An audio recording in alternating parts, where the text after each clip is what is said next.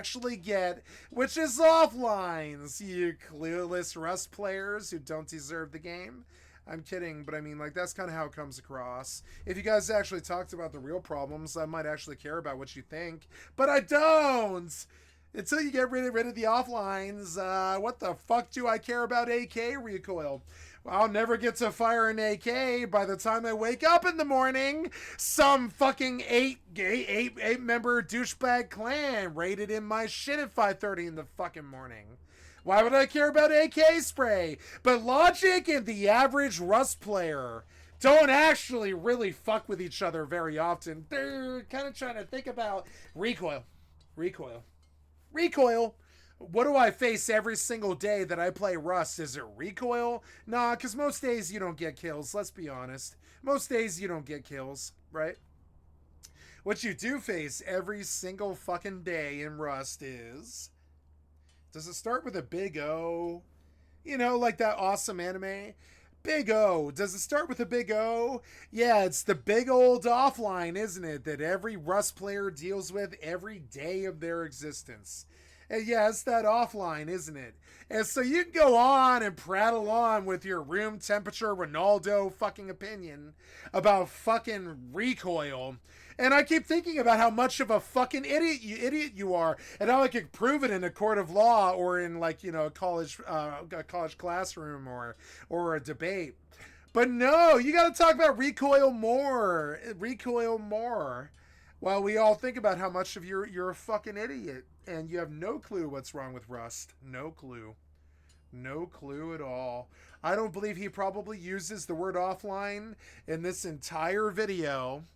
And I'm going to say this to Jack Shepard, who is a guy that I actually like a lot, you know? But in your entire, the most hated update in Rust, right? You didn't say the word offline the entire video. And that's how I know you're a clueless idiot who only sits around talking about beaming kids and fucking bullshit headshots all day and recoil with no clue about the actual game itself or what actually ails it or anything to go on with the actual game. And anybody with a clue would have said offlines, you're stupid, I can prove it scientifically, you lost a debate, you're worried about the most hated update in Rust, and I'm thinking about, the fact that they never fixed offlines. Yeah. And, you can bring up recoil, and I'm going to say offline.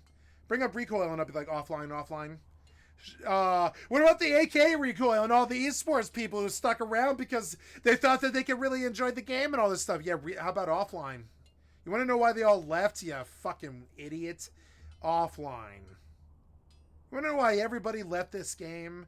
Fucking offline. You want to know why I just left the game? Fucking offline. You can talk all day about fucking recoil, and we all secretly think that you're a fucking moron. I'll be fucking really bluntly obvious to your fucking face, right? But what are you really scared of? Is it recoil or an offline? You stupid piece of shit. I'm sorry. Players, streamers, and the release of content. And that's all I have to say right here, you know? We'll watch the rest of the video, but any Rust player who isn't using the big O in 2024 isn't worth their salt, and I hope they get canceled. Ooh, ouch, I'm sorry. Did you not mention the offlines in 2024? Then you don't really deserve to make any money off streaming Rust. And I believe this. Anybody who isn't talking about offline over recoil in 2024 can suck a fucking dick. I don't consider you to be a valid Rust content provider. You're worried about recoil in 2024. You want to know how I know? This video is from 1 day ago. 1 day ago, right? That means that, yeah, in February 2024, you dropped a video about recoil and Rust. You fucking idiot. Let's hear something about offlines, you clueless clod. You fucking idiot. And no, you have no credibility with me or anybody with me. And I'm going to say it right to your fucking face. You talk about Rust and the problems with Rust in 2024. You better start with that big word called offline. Right off the fucking bat. I don't give a shit. I don't give 0.2 billion of a shit about fucking Rust recoil in 2024. I care a lot about offlines and why I'm gonna quit the game, you know? Don't give two shits about recoil. Never did. Don't care what you stupid ass beamers think. You know what I'm saying? You want to know why the Rust scene died and they can't get another streamer island going? Yeah, it's because it doesn't matter about your recoil. When you go to bed, you get offlines. And oh, God forbid a streamer ever actually talk about the problems in Rust. You know what I'm saying? And yeah, fuck you. Straight fuck you. Prattling on about your recoil in 2024.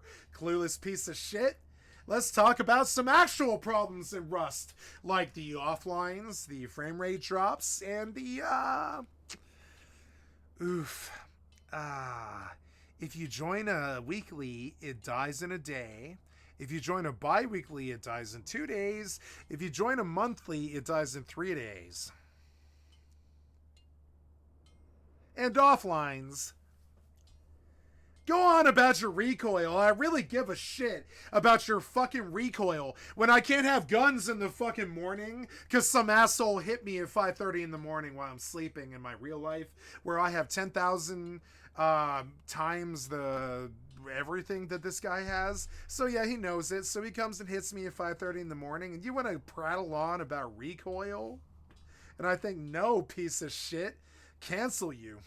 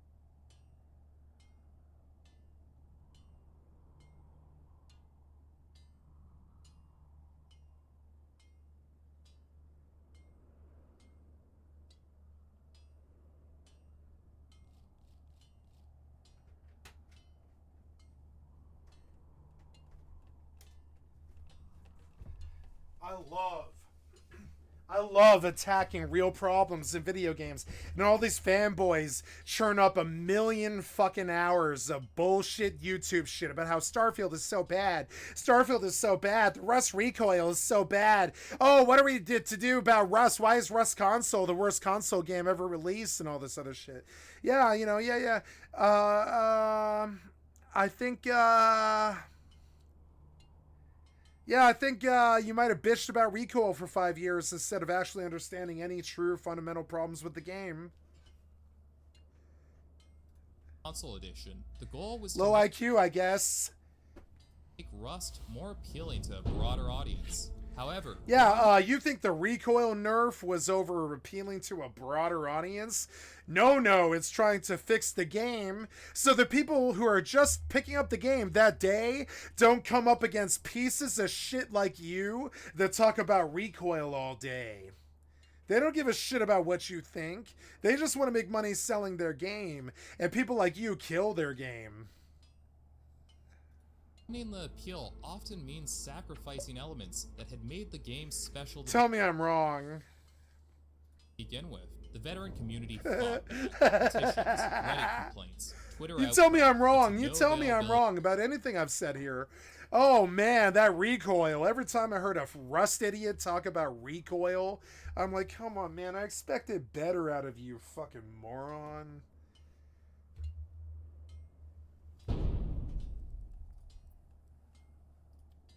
The change was not reverted. This was the first realization for many OG players that they no longer had influence on the development of Rust. No. But they still were not going to leave without a fight. And eventually, server developers discovered the recoil was still present in the beta branch of Rust, making it easily accessible to all players through Steam, where they could once again use old recoil from the May update of 2022. The legacy Rust server network, managed by Dicey, recognized an opportunity. They decided to switch back to the old recoil system, aiming to cater to the preference of veteran players. However, just as the nostalgia was about to be rekindled, a sudden update. Oh man, we're gonna fix the recoil, guys. You guys seem to really think that the recoil is the only problem with the game, so we're gonna fix it. And what did they do to you? They totally clowned you to your fucking face, didn't they? Yeah, they did. Because you're predictable and stupid and shitty. I'm sorry, but you are. Bitch about your recoil more. What did they do? They fixed it. They fixed it. For the scheduled server. How about complaining about the real problem with the fucking games, which with the game, which we all know what it is, and I'll hit you with it if you don't know what it is. Because I'll tell you, I've been done doing it for 4 years. I'm not stupid like you. I've been a junkie down on the block like all the other fucking Rust players, and I'll tell you what the fuck's wrong with Rust.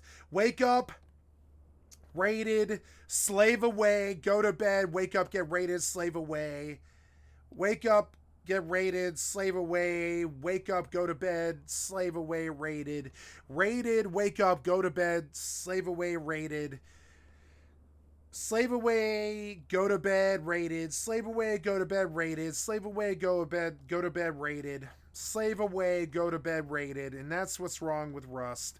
Anybody who's saying anything about recoil in the last 5 years should be canceled out of the fucking scene. Those are the clueless morons who cash grab this shit into the fucking ground, auto hotkeyed their way to the top, and can suck a dick while they cluelessly flounder around the real problems of Rust, which is obviously offline. Well, that and Unity. Unity and offline. Even Hulk knows what the real problem is. It's Unity and offlines.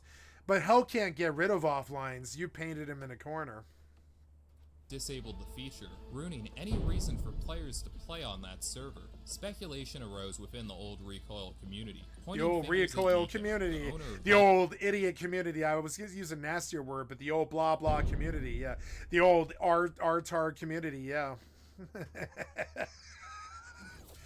Rust servers. It was believed that Nico, also managing a Hey, you guys should talk about your AK spray more. You fucking clueless morons. Server had learned about the community's intentions. Anytime I heard a Rust player talk about AK spray, I was like, oh, you're really bad. You're actually bad. You're actually bad. What did you just say? And then they'd be like, AK spray, and I'd be like, what? Say it again, and they'd be like, AK spray, and I'm like, what are you talking about? You don't spray AKs. What are you talking about? Maybe MP5s, yeah. Nobody sprays AKs except brain dead, room temperature idiots. Oof. And you guys talk about that recoil on your AK all day, about your AK spray all day, and I'm sorry, but it's really like one of the dumbest things I've ever seen a shooter player ever say. And I'm sorry, but I know this is a rude wake-up call for you, but I mean, it is the reality. Feature, and swiftly reported it to FacePunch, leading to the permanent removal of the old recoil feature from the beta branch of Rust. FacePunch's refusal to bring back the old recoil system has raised questions. Their strategy seemed aimed at broadening the appeal of Rust in the gaming world. Which, means that they'll succeed if they cater to the 30,000 assholes who sit around on Rust and shit on each other all day with offlines and AK spray. If they cater to you, their game will die. You're fucking dumb.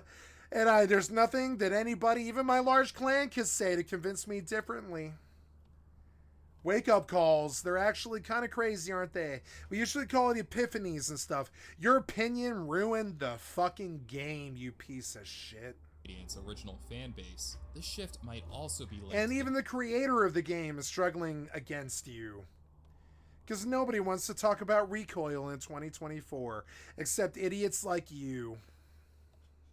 Toxic and negative behavior observed in the community during earlier updates. Competitive gaming environments have a history of bringing out the worst in players, and Rust was no exception. Hulk, the lead developer, genuinely cared about the community's satisfaction and worked tirelessly in the summer of 2017 to meet their demands. However, the immense physical and mental stress of addressing player feedback led to his hospitalization, possibly influencing a reluctance to engage. Yeah, listening to you fucking idiots led him to the madhouse, 'cause you're dumb. Further controversial changes.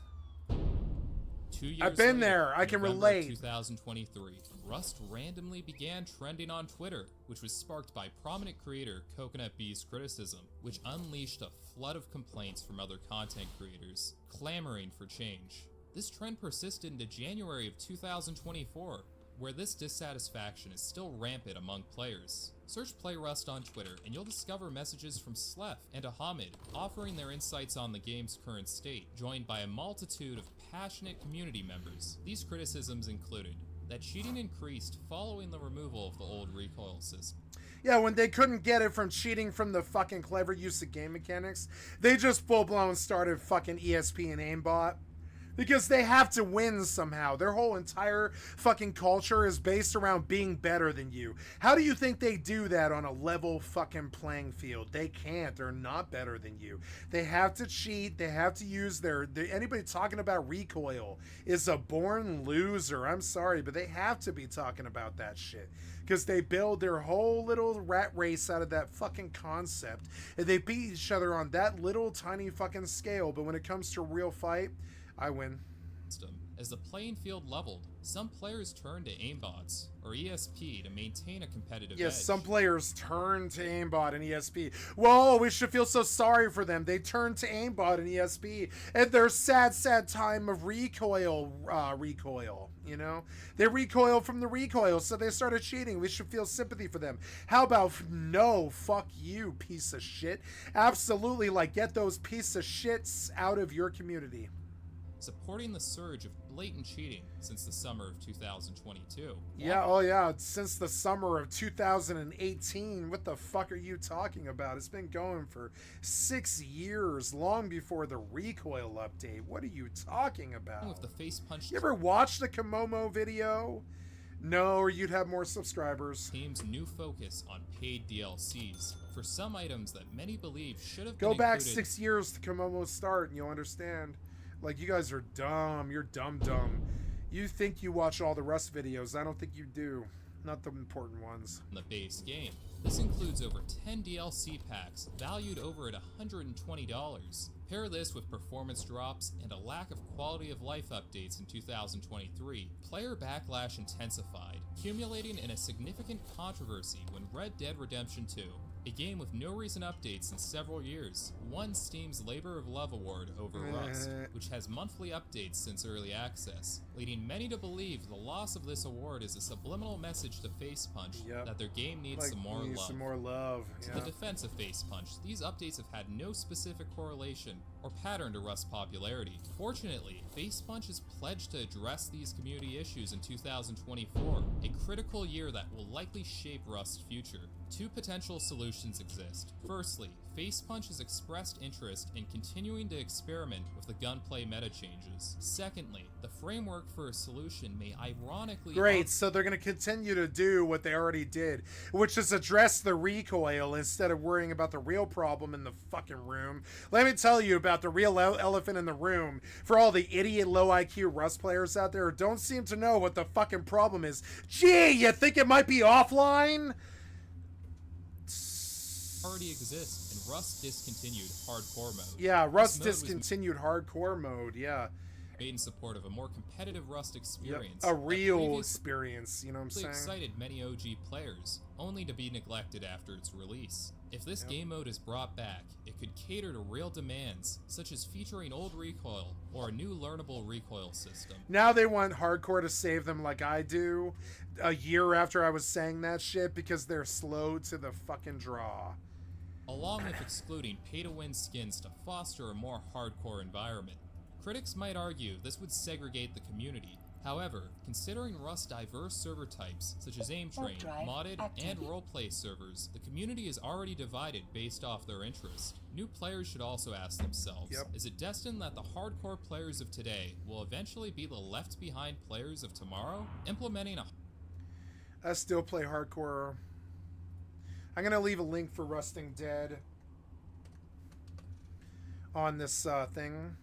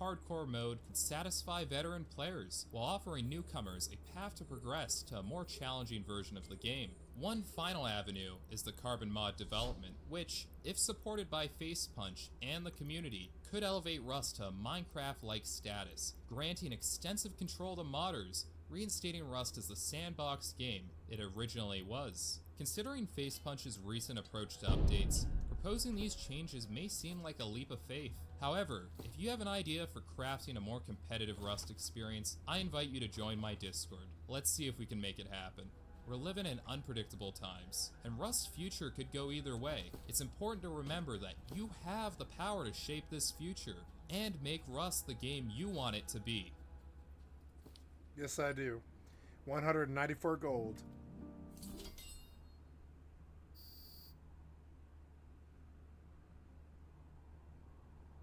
Yeah, Overwatch is ruined. I won't play it anymore. I'm done with Overwatch permanently. I'll never play Overwatch again. Paul. Yeah, Overwatch is ruined. You want to know why? Backfills and one-shots. Backfills and one-shots. I did a whole series on them on my channel, then I deleted them because nobody cares or wants to hear what I have to say. No, I'm Jack Sather, and today we're talking about the Thank state you, Jack Sather, of for the Overwatch. excellent This is a content on the game once stream. beloved by many. I mean, Content me for my included. stream. It won Game of the Year in 2016. It's basked in the light of an excited, supportive fan base. But if you were to look at its Steam page today, or give it a quick YouTube search, you would think that it was the next Logan Paul scam that CoffeeZilla is about to expose. Now, there's no denying that Blizzard has tainted the Overwatch name with the blunders of its sequel, but does that mean it's ruined for good? That's the question that we're answering Yes. today, and I hope you're Yes, it buckled in is. because it's a bit of a I'm gonna bumpy ride, uninstall and it I think a great place right to now. start. I'm gonna uninstall Overwatch. I don't ever want to play it again. They ruined it. It's been far too much negative shit, and we have to let the game die now. And I'm going to too. Watch me do this. Watch me do this right now. I will straight up uninstall Overwatch and never play it again. I mean it. Your toxicity in your PvP games can go suck a dick, you know. Until you guys start playing nice, Is that I the don't want to beginning? play with you anymore. Pong. The year is Whether it's Overwatch or Fortnite or any of that shit, I don't care what it is. Until you guys stop, like, you know, until you make it balanced, you make it 1972, more the about first video games everybody were- learning and the- everybody having fun, and everybody having like a fair chance at actually learning and having a good match, and instead of like, you know, the toxic motherfuckers that sit around all day and stomp like 27 guys a match or whatever. I don't really have any, like, I do not put any value in the current gods of the PvP scenes. I think they're the ones that deserve the most remorse and reluctance. as far back. It's 2016, and this This was is Overwatch. Is Overwatch Ruined by Jack Sather. I've liked and subbed to your channel. Which I think most of you know was a 6v6 team-based first-person Yeah, it shooter was with so a large close to cast being of heroes good, to but choose then- from, each with unique abilities and different roles. You'd work together to complete map-based objectives to win the game. The game at launch was $40. I personally think they could have gotten away with $60, but you also got to factor in it was like one of the first games that had a campaign and online only. But man, was this game something else. The game had that, at the time, that special Blizzard polish. They were like the Pixar of gaming, and I mean that kind of literally. Like, how amazing were the cinematic trailers for Overwatch? How legendary was Dragons with Hanzo and Genji, Hero with Soldier 76, and freaking Bastion cinematic I don't remember trailer? any of it, and I think you're I mean, wrong. do you want to see me get emotional on camera? The art No, I direction of don't, and I don't Overwatch care about was that stuff. simply Maybe you were superb. Their art 13 when team that is stuff so happened. talented to I this was day. like 20 or 28. And the art style made the game not too demanding Or technically. whatever it Everything was. so 35. vibrant and welcoming. Every character was so different and unique. From a robot ninja to a woman with extremely tight pants, to the Grim Reaper himself, to another woman with extremely tight pants, to a big old monkey, to another woman with extremely tight pants. I mean, they had it all. There was so much to play with and experiment with. And there were so many things, big and small, that made the game so satisfying to play. Like the distinct elimination sounds, the ragdoll physics after you killed a character. I mean, dude, getting a bow headshot with Hanzo? Come on. And when the beta finished and we had to wait for the game to come out, I remember feeling like a freaking addict going through withdrawals. So in here we go. We're anticipation going on play to this game BNet here, again. I was guys. in a cold sweat at night, dreaming about satisfying kills. And pulling as off we clutch- see the video is Overwatch Ruined, we take the cue from the scene and we uninstall Overwatch for the last time. And I'm dead serious. I will never play this game again, I don't think. Uninstall. Bye. I know I say this all the time, but no, I don't want to do Overwatch again. When I couldn't get my friends to play it, I was like, yeah, I'm done with this game. Sorry. Much Death Blossoms as Reaper and dreaming about Widowmaker. Much different kind of dream. And I also had some really random dreams about like World War II, because this video is brought to you by War Thunder. Thank you, War Thunder, for sponsoring this video and supporting my channel. Do you like films like Fury, Dunkirk, or Top Gun Maverick? It's one of the only No, I don't. No, I don't. only things that you can bond with your father about, history, or watching World War II in color together. And I watched all 3 of them recently, and no, I don't. War Thunder's become the most comprehensive vehicle combat game in history, with over 2,500 vehicles in the game. You got planes, tanks, helicopters, ships, ranging all the way back to the King Kong days of the 1920s, all the way to modern day Tom Cruise F-16s. And you can join the community of over 70 million players today to jump into a bunch of different type of game modes. Whether you're flying, driving, or boating your way onto the battlefield, you'll get to experience these cinematic battles firsthand. And I say cinematic because the graphics are freaking top tier and the battles are super immersive. This is true. And parts of your vehicle will start breaking off and smoking as you're like gunning down your enemies to your last breath. And you can play War Thunder for free on PC, Xbox, and PlayStation using my link in the description, where you'll find that new and returning players that haven't played in 6 months will also receive a massive bonus pack across all platforms that include multiple premium vehicles, the exclusive vehicle decorator, the Eagle of Valor, 100,000 Silver Lions, and 7 days of premium account access. But it's only available for a limited time, so you gotta be quick. Thank you to War Thunder for sponsoring this video. Now back to Overwatch. Finally, on May 24th, 2016, Overwatch officially launches, and I was one of millions that were instantly hooked to the game. There was just nothing else like it on the market. The game was just so fun and addicting and cooperative, even though there were so many games where somebody would insta-lock their favorite character, resulting in a pretty much instant loss. But getting things like play of the game as not Junkrat's wheel was such a prideful moment to show off to other players. And they had a reward system for playing the game that, as controversial as it sounds today, was probably the best, most tame version of loot boxes. Words can't express the dopamine rush that was seeing a legendary shoot out of a loot box. I remember I used to main Roadhog, and when I got his Mako skin, the reaction— Oh, you were 13 when Overwatch hit. It must be so cute to be 19 years old right now. It was nuts. I mean, people were just chanting Crumb, Crumb, Crumb when I would get into games, because I looked like Victor Crumb and Goblet of Fire. Alright, nobody said that. You got loot boxes for free. Weird concept nowadays. I don't know what those are. For leveling up and a few other ways. About. And you could buy them, but you got so many that even I, an occasional sucker for a cosmetic microtransaction, was never even tempted. That being said, it did successfully tempt some people, because by 2019, Overwatch made $1 billion off of loot boxes. The game just kept on giving with updates and characters added to the game that we got for free. Not me. I never spent a cent on a fucking Overwatch loot box, and I used to actively make fun of anybody who did. Remember, for free. And these updates were brought with some of the best community interaction I've seen in video games. How great was it when Jeff Kaplan, the game director of Overwatch, would do those developer updates and put them on YouTube? Welcome back, everyone. This is Jeff from the Overwatch team. He'd explain changes and the mindset behind the team's decision making. It was so transparent and refreshing coming from a AAA studio. This dude was like the Mr. Rogers of gaming. And he wouldn't beat around the bush of what's not working with the game. He would call it out and explain how his team is trying to fix it and what they're doing and what's coming next. It was just one guy representing his team, talking directly to us, the fans. And then he left because you guys suck and you ruined the game. Jeff did like 15-minute one-takes. Because you data mine that is like so everything that's where your penis should normally be.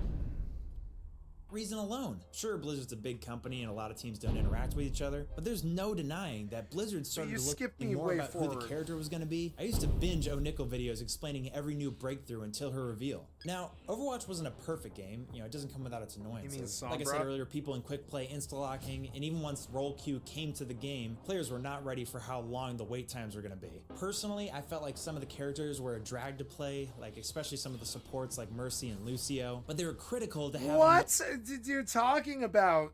Yeah, because all you do is play DPS characters. Most teams, so you kind of like got forced. If you can't shoot a pistol with Mercy and get 5 kills, you're not good at Mercy. Playing them a lot. You're not good at games. New characters kept the game fresh, but they also broke the game quite a bit. Characters like Orisa, Moira, Doomfist, and especially Brigitte. These characters changed the game in a lot of frustrating ways, adding a ton of CC to the game. Yeah, you mean Brigitte? And anybody who knew... and some things would get patched and fixed, but then another part of the game would break, and it seems like over time, towards the end of Overwatch 1, players were just sick of all the balancing issues. By the way, I learned a lot about the balancing issues in the competitive side from Nate Sun's video, The Rise and Fall of Overwatch. It's really good. I highly recommend it. Link in the description. I was a player that left around the time of Brigitte's release, which was March of 2018. Brigitte. And it actually has nothing to do with her character. I was just kind of tired of Overwatch. I think a lot of people were. And I don't even think it's really anything dramatically wrong with the game. It was just its time. You know, Jeff, it wasn't you. It's us. I will say the game didn't have great incentives to keep players playing. After getting the skins that you wanted in the game, there wasn't really like a lot of progression in the game or anything to work towards. You know what I'm gonna say on this fucking.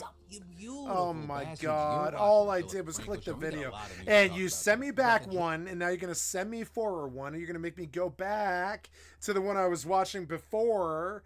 And I'm going to go to my history just to figure out the video that I was watching because YouTube is really incompetent. You know what comment I'm going to leave on this video? Besides maybe rank. Oh, you reminded me to uninstall Overwatch. Thank you. Oh, you reminded me to uninstall Overwatch 2 forever. Thank you.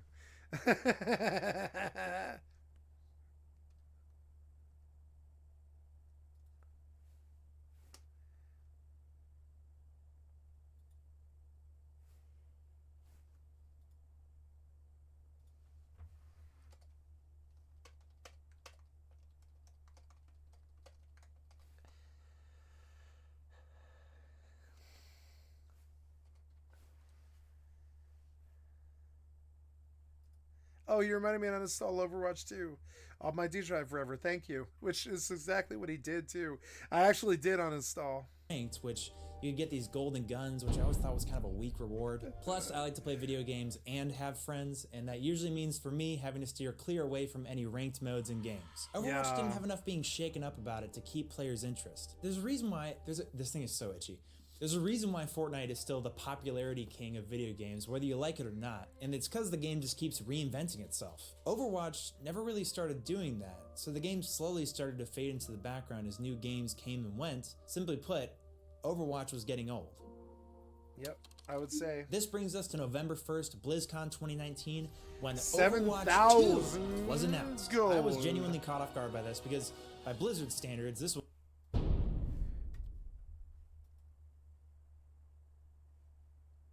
was really early to get a sequel for a game, and it had an art style with graphics that totally held up, with combat that didn't really feel outdated, so what's the big reveal? They announced that Why can't you seem to run this video very, very well? It seems really weird to me. Yeah, so I'm gonna. the main reason for the sequel was money, a PvE mode for Overwatch.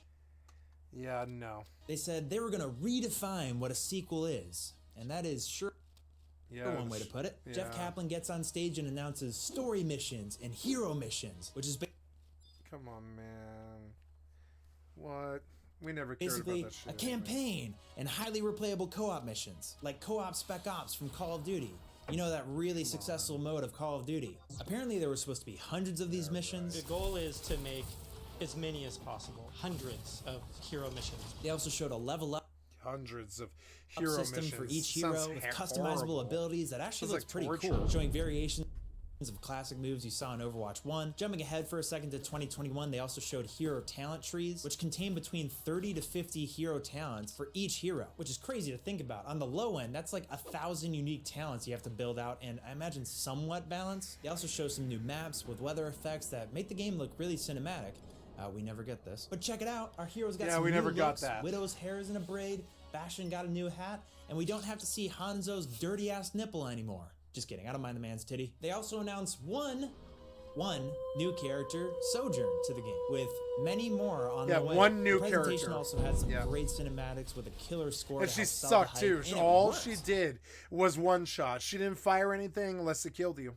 And so I think of Sojourn as I think of Junkrat as the worst piece of shit classes in gaming. People were hyped for Overwatch 2.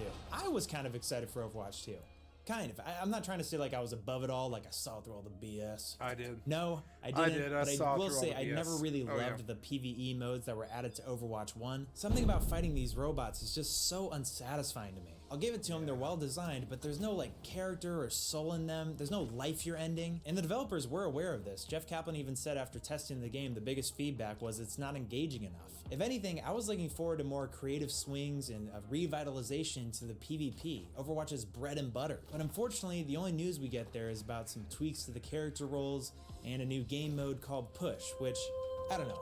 Am I crazy, or do all game modes in Overwatch feel the exact same? Isn't everything just like stay on the point? Anyway, the majority of fans seemed excited for the vision of the sequel. After 2019, the developers told us that they're going to be stepping away from Overwatch 1 because they had to put all hands on deck for Overwatch 2. They released Echo, The Last Hero, in April of 2020, and for the next 2 years, Overwatch was left in the dust with virtually no new content, left to languish and becoming stale at a rapid pace. And if we were to take a look behind the scenes, things at Blizzard were spiraling into a chaotic, turbulent time with Bobby Kotick at the helm. Bobby being the CEO of Activision Blizzard, Who they aka fire the recently, greedy by the goblin of way. gaming. And I'm not just hopping on the bandwagon of Bobby Kotick hate. I like to do my research before making sweeping judgments, so I investigated this guy a little bit, and yeah, this guy totally deserves the hate. This guy sucks. The dude's been obsessed with money since he was printing business cards for himself in the 6th grade. Jesus Christ, dude, who is your dad? Patrick Bateman? All this heartless billionaire seems to do is put pressure on his subordinates to take their game in a direction that financially preys upon their own player base. Some would argue that this makes your game more money. Correct! But some would argue that this ruins your company's image and the relationship with your gamers. But guess what? Bobby didn't even hear the second argument because he heard the first argument makes your game more money, so he's gonna do it. He doesn't care if the game breaks in fundamental ways. He cares about beating the competition and looking as good as possible for that yearly earnings call. And in Overwatch's case, that pressure from Bobby was brought to a boiling point, dooming its sequel. In recent years, longtime leaders at Blizzard, people at the heart of games like World of Warcraft, Diablo, and StarCraft, started leaving left and right. In 2016, Chris Metzen stepped away from Blizzard after 23 years with the company. In 2018, the co-founder and president of Blizzard, Mike Morhaime, stepped down after 27 years with the company. Also in 2018, right after he leaves, Diablo Immortal is announced, which was received with an overwhelmingly negative reception and has now become the prime example of corporate greed in video games, making upwards of $2 million I didn't buy a day. it. And you might have heard the rumor that it costs $100,000 to max out a character. Just like the only money I ever spent on Overwatch was the initial $40, and that was it. And I got, I don't know, 9,000 hours of entertainment out of it, and then I shat on it, left, and uninstalled it. And that's what entertainment is. Character in Diablo Immortal. That's not true. Unfortunately. It costs $500,000. What are we even talking about? It's a mobile game character on your phone, not a fucking house. To say the least, this wasn't a great sign after losing the revered co-founder the same year. And the long list of people that leave Blizzard does not end there, especially for Overwatch's story. In 2020, the lead writer for Overwatch, Michael Chu, leaves after 20 years with the company. And on April 20th of 2021, just 2 months after BlizzCon, the biggest shock of an announcement comes. Jeff Kaplan, the game director of Overwatch and Overwatch 2, leaves Blizzard. People were stunned and confused, and there was so much mystery and like conspiracy theories around this announcement. From Jeff's cryptic, all lowercase, paragraph-long goodbye to the critical timing of his departure. I mean, he leaves 2 months after they just laid out the entire roadmap to this game's launch. Like, what the hell happened? To this day, the truth isn't completely revealed, but we have a lot of anonymous sources and a lot of puzzle pieces to start putting together to have a fairly educated guess. I don't doubt that Jeff's ambitious idea for a true PvE sequel for Overwatch was something actually worth building the hype for. But I think when it started, he proposed that he needed a lot of resources with a strong team that was going to be firing on all cylinders to pull it off. From an executive perspective, it was a big investment into an IP that wasn't generating as much money as other Blizzard titles, but they did decide to pull the trigger. However, once the game really starts getting into production, boom, 2020 happens and the pandemic starts. People start working from home and, there's Zoom calls. I'm sure communication and productivity took a big hit in the beginning. And then you have Goblin Bobby checking in and he's not smelling enough money come from this title. So the pressure from Bobby starts coming at Jeff Kaplan, telling him to make more microtransactions, make the game more money. I'm sure their ideologies clashed and Jeff needs to ask for more resources and Bobby isn't giving it to him because he's not believing that it's going to make more money. Meanwhile, Overwatch 1 is running on fumes in its abandoned state. And in the middle of all that, the tsunami just slams through Blizzard with a bunch of sexual harassment allegations popping up left and right, putting the company in a horrible light. And no, it's not just like 1 or 2 special cases.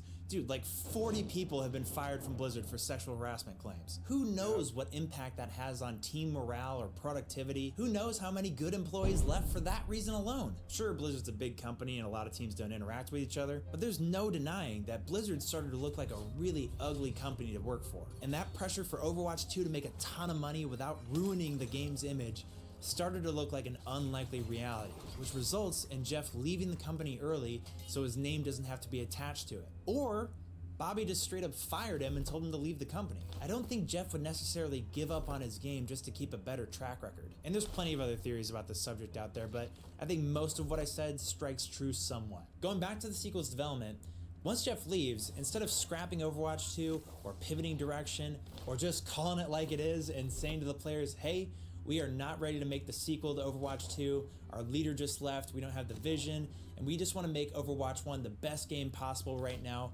We're sorry for the wait, but once we're ready, we're going to deliver a badass sequel, and you guys are going to love it. Instead of those ideas, which would all be a hard pill to swallow, Aaron Keller takes the place of Jeff Kaplan. Aaron Keller was the assistant director of Overwatch 1. They decided to move forward with Overwatch 2, setting a release date of October 4th, 2022. But there's a catch. One small piece of the game won't be added yet. One small part, it's nothing to worry about. The entire PvE side of the game, the main reason for this game's existence in the first place, won't be added. But according to them, it's coming. It is coming. And let me tell you, well, why tell you? Because it's definitely on the way. And hey, let me soften the blow. Let's make the game free. We'll make the game free. Oh wow, like 100% off when it comes out? No, it's even better. The game is going to be free to play, as in we're changing the entire monetization system in the game in a Hail Mary attempt to get the most amount of money off the most amount of people we can. Come on, it's got a battle pass. You guys love those. I know we've seen more and more games shift towards that free-to-play model in recent years, and it really does seem like players have taken a liking to it, especially shooter fans. By the way, Overwatch 2 almost got pushed to 2023, but instead they cut the game in half and released the PvP in 2022 so that their player base wouldn't riot. And I mean that literally, they would go play Riot's Valorant. Now things are about to get heated, but before I go in, I gotta talk about one person, and that is Aaron Keller, the director of Overwatch 2. This dude was put in a terrible position after Jeff left. He basically had to take all the future incoming failures of the sequel on the chin as the face of Overwatch. In my research, I watched so many videos of Aaron Keller looking miserable for 2 years straight, but he still tried to put on a brave face when he was talking about his game. And that's honorable. First, how are you two doing? I'm doing great, excited. Yes, me too. So excited to be talking about this. You gotta think, this guy had been at the company for almost 20 years. He's finally game director. But with all the promises of Overwatch 2, and then all the terrible shit that happened with Blizzard, he knows that he probably can't deliver on any of these things. And with the last director potentially being fired, he now has to deal with the looming pressure of replaceability hanging over his head anytime he tries to combat microtransactions or Bobby Kotick trying to ruin his game. That sucks. So finally, on October 4th of 2022, Overwatch 2 finally comes out. And I'll do my best to represent most of the fans' reception. Me and a bunch of friends started playing Overwatch 2, and you know what? It was actually really fun. I hadn't played Overwatch in years at this point, and it reminded me how good this game was. It felt just like it used to in Overwatch 1. Because it is Overwatch 1. With 3 new characters and a couple new maps, 3 new characters? It's been fucking 3 years and this is all you guys have made? This PvE content better blow my dick off when it comes out, and it better be fucking free. Also, I took a look at your new store. Thanks for making skins that I used to get for free, now $20 a pop. And what are these skins for these new champions? These legendary skins. This girl gets a fucking jacket? For $20 a jacket. And Sojourn's gun doesn't even change. And what the hell is the theme supposed to be for Junker Queen skins? More Junker Queen? This blows. Also, if I haven't been clear, you can't go back to Overwatch 1. It is merged into Overwatch 2. The game you paid for, where you unlock things by playing, is now a game that you paid for, where you unlock things not by playing the game, but by paying. So when are we actually gonna get this PvE thing? And this brings us to the present. The Overwatch devs come out, hey, we've been hard at work on it, and we have an announcement. The PvE is canceled. with everything we've learned about what it takes to operate this game at the level that you deserve, it's clear that we can't deliver on that original vision for PvE that was shown in 2019. What? What kind of Scott's Tots parody of a development is this game? Why did you make the sequel? I've made some empty promises in my life, but hands down, that was the most generous. You left Overwatch 1 in the dust for 2 years to get... Why did you make the sequel? I've made some empty promises in my life, but hands down, that was the most generous. You left Overwatch 1 in the dust for 2 years to give us nothing? Why? Hold on, they're lithium. Why did you do this? Because money, baby. Welcome to Bobby's last hurrah. I've got a question. Is the reason that PvE was delayed because you guys didn't have time to add it? Or was it because you guys were building out the store, strategizing every possible underhanded way to make the player spend more money? Are you actually expecting me to buy this funky fucking Doomfist skin for 36 American dollars? Are you mad? That is not $5, not $10, not even $20. That is somewhere in the middle of the $20 and $50 packs of coins that you could get. By the way, 10% bonus when you go up to 50, which is like doubling your amount last time. You only get 4% more bonus. Come on.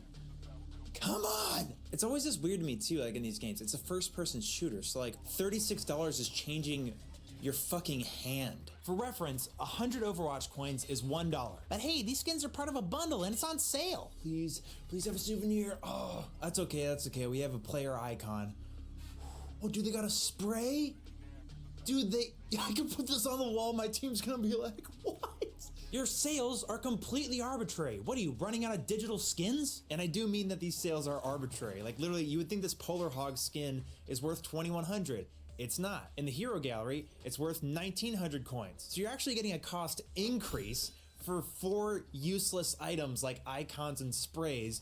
Sure, there's a decent emote in here, but according to their discount, they think these 4 items are worth 1,400 additional Overwatch coins, aka $15. You just have these percentages off to make it feel like we're getting the deal of a lifetime. You're saying you would actually sell us multiple bundles for $90 a pop? Oh, but it's $15 now. Well, we don't sell $15 packages of Overwatch coins, so you're gonna have to spend 20. Geez, it's slimy as shit. And everything in the store is a bundle. It's the most low effort, blatant way of making players spend more money than they have to. What the fuck is all this kitschy shit that you think is worth another 1,700 Overwatch coins? What the fuck is a souvenir? Guess what? I Googled it and everybody is questioning its entire existence. No, you think it's worth $5 a pop. You think this coffee mug emote that nobody gives a rat's dick about is worth as much as a real coffee mug. Also, have you seen how microscopic these charms are in game? You think this 3-pixel wide bubble chicken is worth $7? Oh, and of course, like every money grubbing game, you have to have more than one currency because one currency is just too easy to understand. Get this. Overwatch marks the prices in the hero gallery to make you think that skins cost Overwatch coins. But if you have enough credits, you can buy most of them with free credits. Well, not free credits, credits that you get from the Battle Pass. Oh yeah, the Battle Pass. How about we get into that? The Battle Pass is worth $10 of Overwatch coins for 9 weeks of content with 80 items inside, 75 of which are absolute worthless dog shit. I'm not even exaggerating. There were 3 items I wanted in this Battle Pass. No joke, 3. I wanted Mauga, the new OP hero that just came out, which yes, this basically does mean we have to pay for new characters now. We'll get into that. I wanted Mauga's skin, which comes in at level 60. This and is I why wanted I'm done Reese's with Mythic Overwatch. Skin, which is the last level, level 80 of the Battle Pass. The minute that they start making it seem like a fucking a monetary system meant to address people who were born in 2001, the game dies. I wish I was kidding. Anytime you see a monetary system based around a system designed to appeal to people who were born in 2001, the game dies.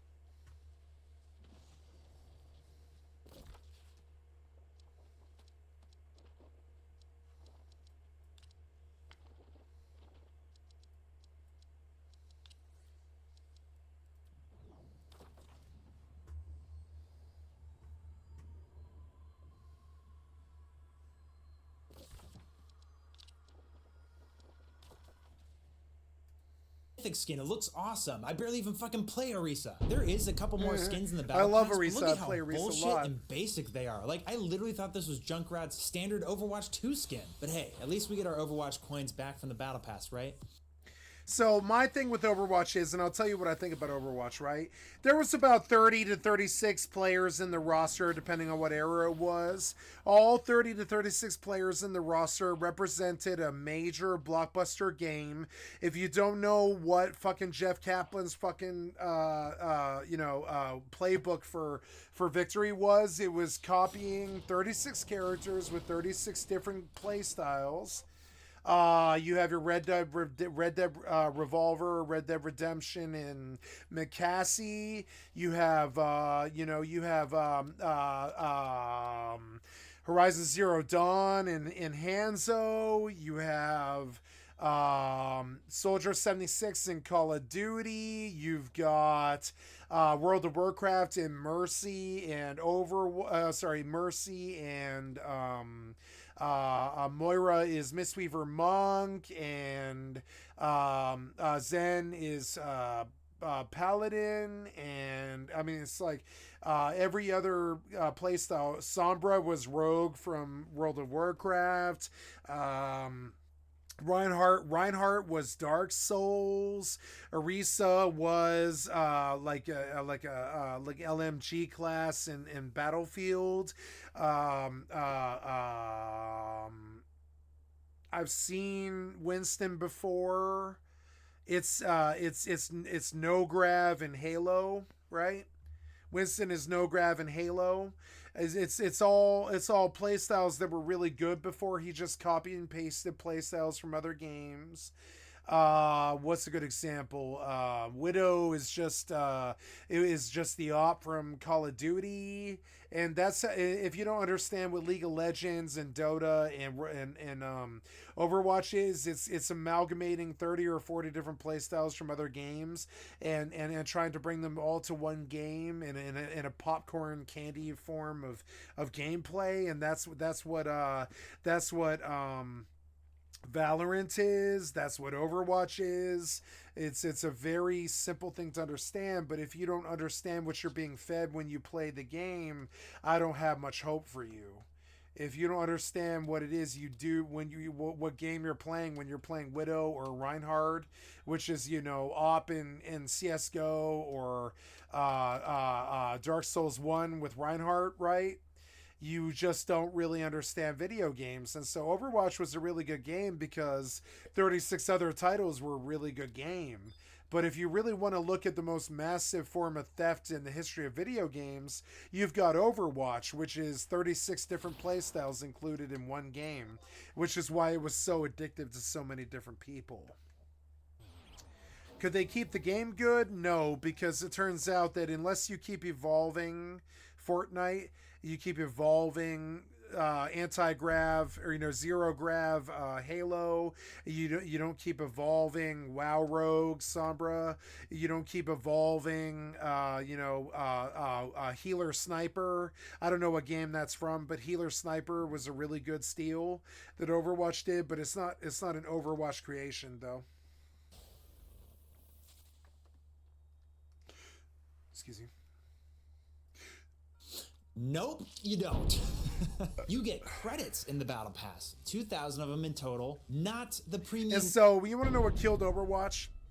Once everybody's good at Horizon Zero Dawn, once everybody's good at Fortnite, once everybody's good at World of Warcraft, once everybody's good at Red Dead Redemption 2, once everybody's good at these games that Overwatch just blatantly ripped off, once everybody's good at WoW Rogue, once everybody's good at WoW Mistweaver, once everybody's good at Dark Souls, once everybody's good at all these different games, once everybody's good at Elden Ring, once everybody's good at Rust, once everybody's good at Call of Duty or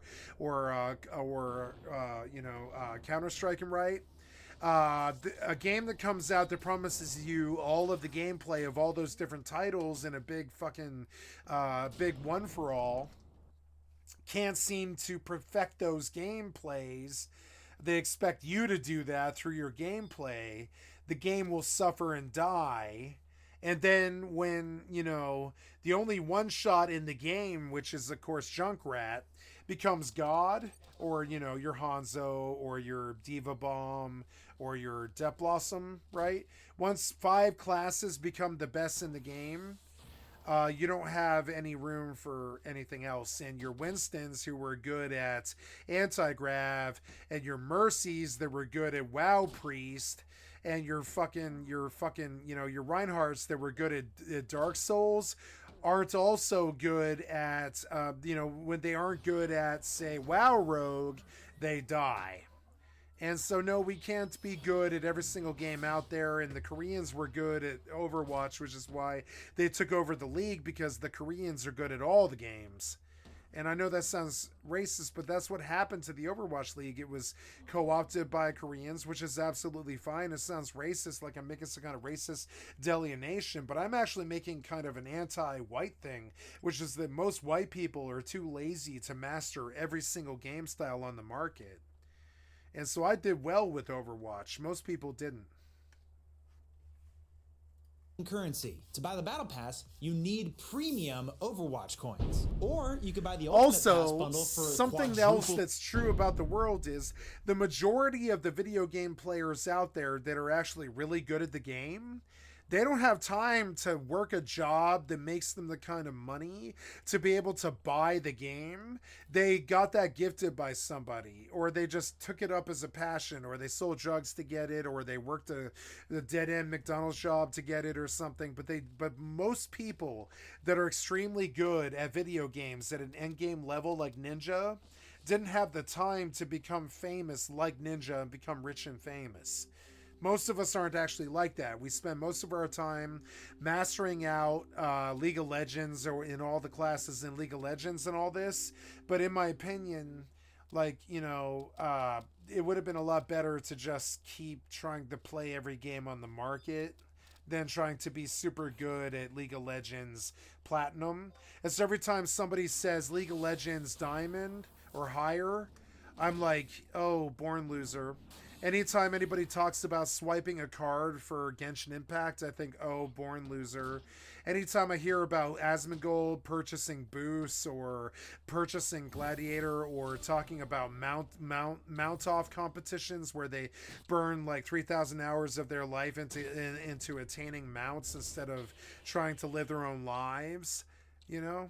And I think, no good. I'm a better Overwatch player than you. I'm better at Battlefield than you. I'm better at WoW than you. I'm better at fucking Dark Souls than you. I'm better at fucking, you know, Bloodborne than you. I'm better at Rust than you. I'm better than Call of Duty than you. I'm better than Fortnite than you. I have more wins than you across all those games than you.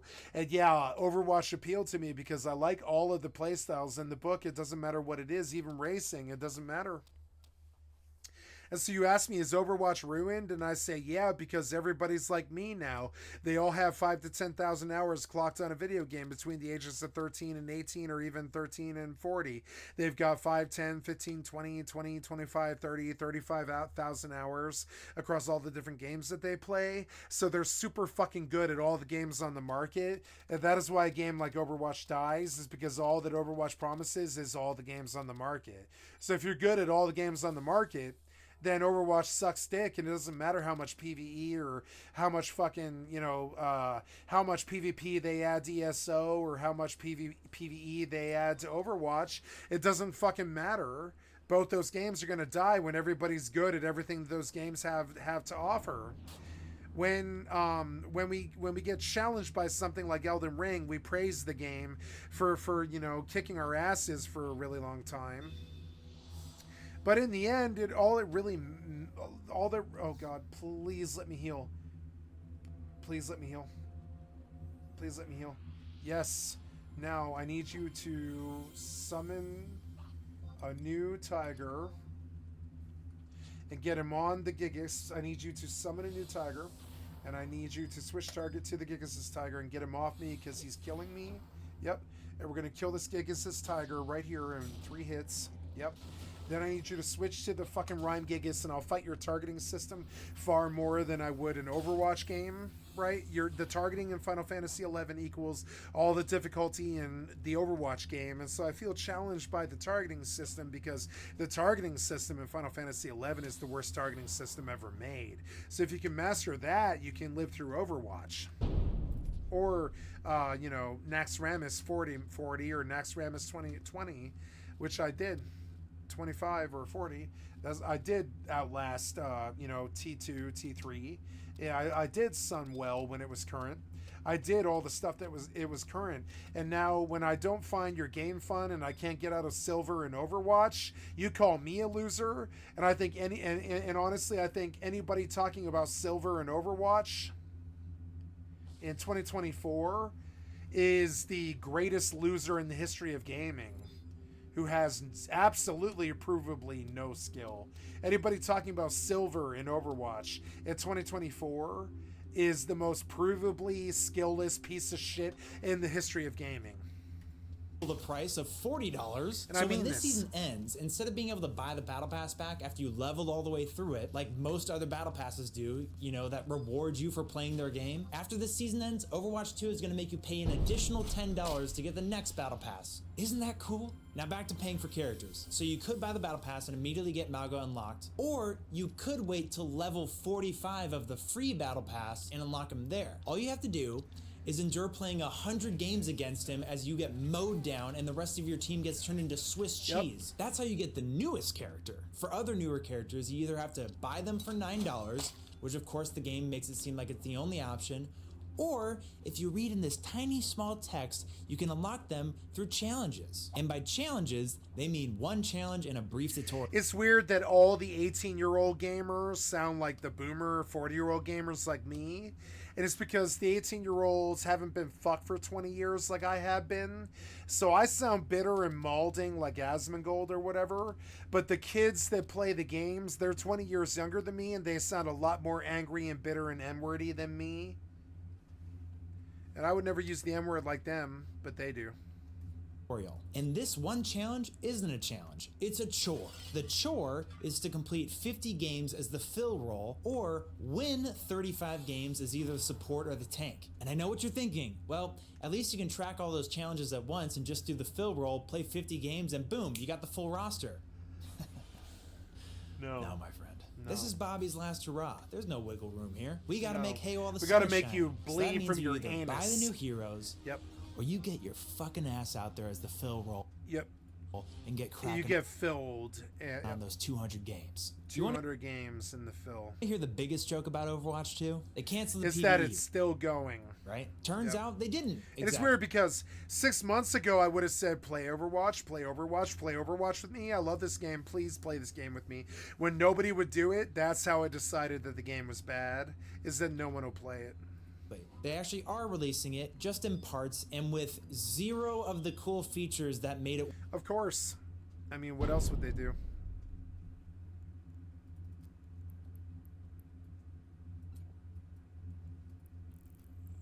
Worth playing. No leveling up your heroes, no ability changes, no talent trees. Oh, and you have to pay for. What do you mean talent trees? It's a fucking shooter.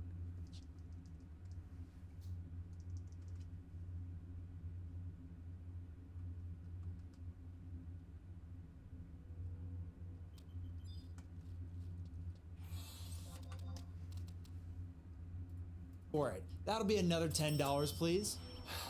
So I bought it. It's their Invasion story mode. And I am not kidding. I would rather be stuck having to play the day before than this bullshit. First of all, what the hell is with this milquetoast storyline? And how many times are we gonna do it? That's not my life anymore. We have a lot of work to do out there. No, not me. No, not me. You know I can't join Overwatch. Robots attack. Fine, I'll join Overwatch. The biggest issue is that the combat situations in these missions are the smallest sidestep away from being another practice range. Looks like they forgot about all that feedback that was saying to make it more engaging. Overwatch 2, more like practice range 2. Fucking boom. At least we still get the seasonal events. Winter Wonderland. That'll be $5 too. Are you fucking kidding me? Why? Why would I want to support this game? Why would I want to support Overwatch 2 while it's actively preying on me? So that's the player's perspective. Now for a more even-keeled approach. No, I'm just kidding. That was like pretty much all the way I felt. The game is being ruined. And I can't believe I'm saying this, but I think there is a small shot at redemption here. Why, you may ask? Because Microsoft just bought Activision Blizzard for $68.7 billion. And that means that Bobby Kotick has left at the beginning of January in 2024. The Goblin King himself has left the town village.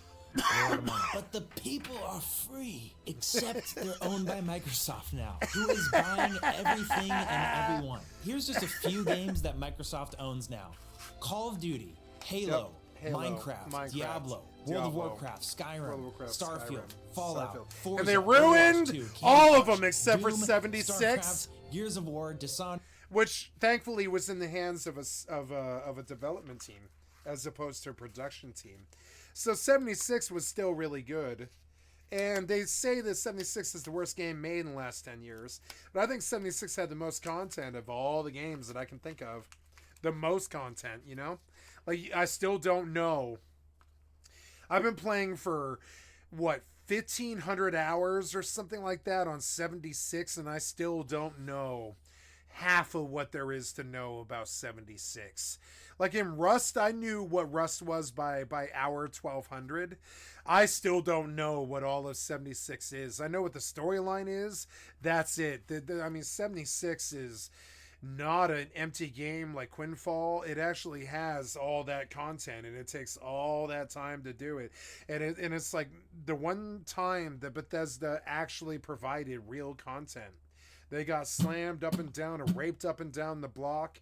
And that sounds like the modern gaming reception, in my opinion, these days is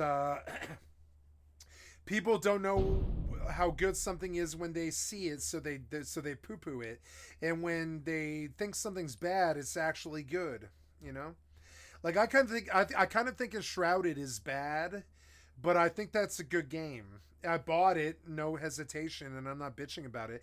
But I think Enshrouded is bad when you look at the promises that I was made. But in terms of a game, it's good, like Elden Ring. So I don't know. It doesn't have the depth of Elden Ring, but it's got the world of Elden Ring. And so I don't know. I don't know what to say about all of this. It's just like, at this point, I think we were born of a system where we were able to decide if a game was good or not. I don't think it's that simple anymore. I think even Microsoft Flight Simulator is a perfect 10, but we don't want to give it to them because it's a monopoly, you know? And it sucks how it's a monopoly will even affect whether you're a good game or not. We look at Dark Souls and we're like, what's the competitors for Dark Souls? Sekiro? Remnant? Like, I can't think of anything else. Itself, Bloodborne, you know? What are the contenders for, like, Liza P? No. Lords of the Fallen? No. I would say no. Even Salt and Sanctuary, which I felt was the closest thing to Dark Souls, is not even in the same genre. So it's like, you know, is Dark Souls going to be beaten? No. But I'd rather play New World than Dark Souls. Which is so weird because New World is supposedly the worst modern MMO to be released. But I'd rather play New World than Dark Souls, you know? Or I would be playing, trust me, I can go right now to Steam to Dark Souls 1 Remastered. Or Dark Souls 2 or Dark Souls 3 or... you know, Elden Ring. I've got Elden Ring installed right now. I can pop it to Elden Ring inside of 30 seconds right now and I can open it. But I don't. I'd rather play New World because I think New World's got better combat. Stone, Sea of Thieves, Age of Empires, and Redfall. Yes, they bought the shitty games too. Did you also notice that a lot of these games are like suffering from like player approval lately? I mean, like all of these games are suffering from player approval because we're like, yeah, we liked your game 2 years ago in 2022, 2020, 18, 2016, 2014, 2012. When was Enshrouded delivered to us, right? It would have been... You think Enshrouded's new, but it's not. It's an amalgamation of gameplay. It's Just Cause 4 mixed with Elden Ring mixed with Outward and there hasn't been a PvE fog game yet, but we all need to fight the fog with each other for a while. The closest thing I've ever seen to it was public raids in World of Warcraft Dragonflight. We need well, ECRs in New World, right? So yeah, I would say New Worlds is the most modern thing that we have. Look at Call of Duty today. Look at the latest Forza game, and you guys know how I feel about Starfield. Yeah, like the approval rates are going down because everything except for public raids and New World and Dragonflight are everything we've done, everything from Overwatch to even like, you know, Power World and Enshrouded we've done before. So the games that don't copy and provide something new are the ones that are going to be successful now. Maybe down, but watch my... Look at how really successful Disco Elysium was in 2023. If you look at it the Metacritic, which I trust, you know, if we look at the Metacritic for PC games, in terms of, you know, view all platforms and everything. Oh my god, Starfield got an 85. Are you fucking serious? There's no way. Bullets, no reacting with things. Simply just doesn't care if I'm holding against him and many more things. Clearly an unfinished game, yet I would play this instead of Baldur's Gate 3. Oh, yep.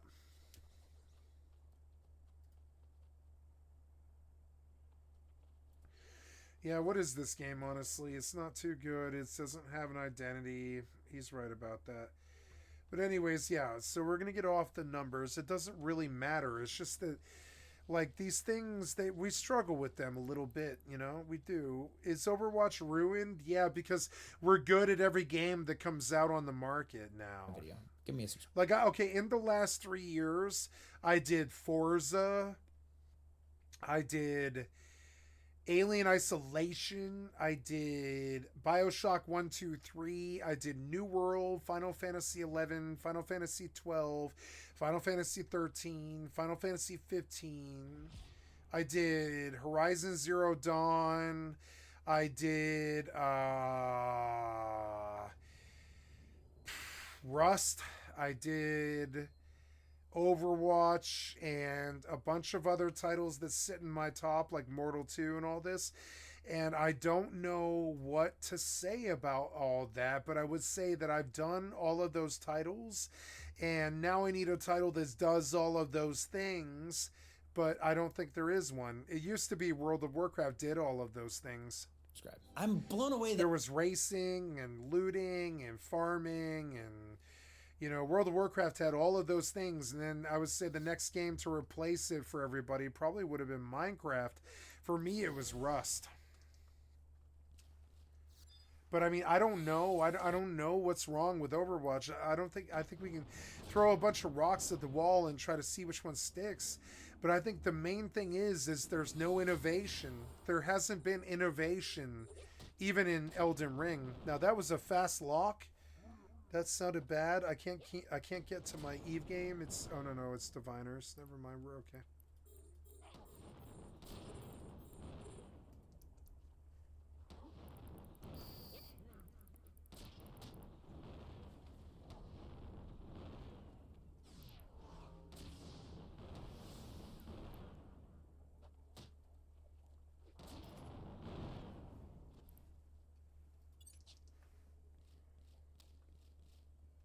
You.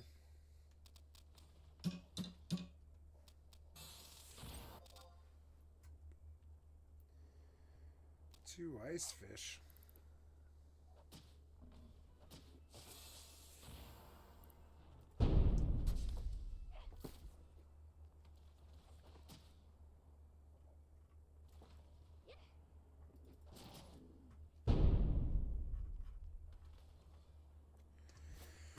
Okay, ready to go and farm again. I don't know what the main quests are anymore, so we're gonna go look at that. A God Awakens. We'll go look at the map. They say, where is this? No, I need you to go and try that again. There you go.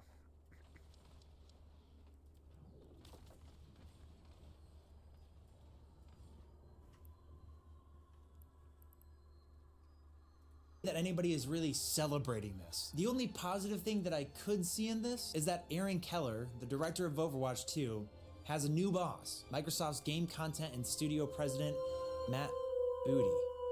It's the perfect time for Keller to form a good relationship with Booty. That way, if he does mean best for the players, he can present a better path for Overwatch 2's future. To most people's surprise, Overwatch 2 is actually not dead. I would even say far Not from at it. all, You might no. think that because it has overwhelmingly negative reviews on Steam, which, No. by the way, they No, there's announced like the 60 PvE million people playing cancellation Overwatch in May 2. of 2023. It's just You not know, my the most game anymore. devastating news in the game's history. I can't get The next heals. I'll tell you what my fucking personal fucking problem with Overwatch is. I can't heal anybody for longer than 4 seconds without taking a one shot. And that's not because of my skill. I used to be up at 3,400, you know what I'm saying? That is not because of my fucking skill. That is because you stopped designing the game well. And the only thing that's respected anymore is the Death Blossom, the Bomb, the Hanzo Arrow, the Junkrat grenades, and anything Junkrat does, mainly Tire, and of course, Pharah. Now that's about it. Widow. There's like about 7 things in the game that actually works, and then the other 24, the other 24 classes in the roster just get one shot by Bomb all day, and one shot by Junkrat all day, and one shot by bullshit Blizzard fucking retardation all day. And I'm sorry, but I don't, I just don't want to play your game anymore. I'm sick of your one shots, and when it actually feels good, you backfill me. The minute the game starts to feel good, you backfill me. And I think about backfilling you. I think about backfilling you with my negative opinion and destroying your company forever.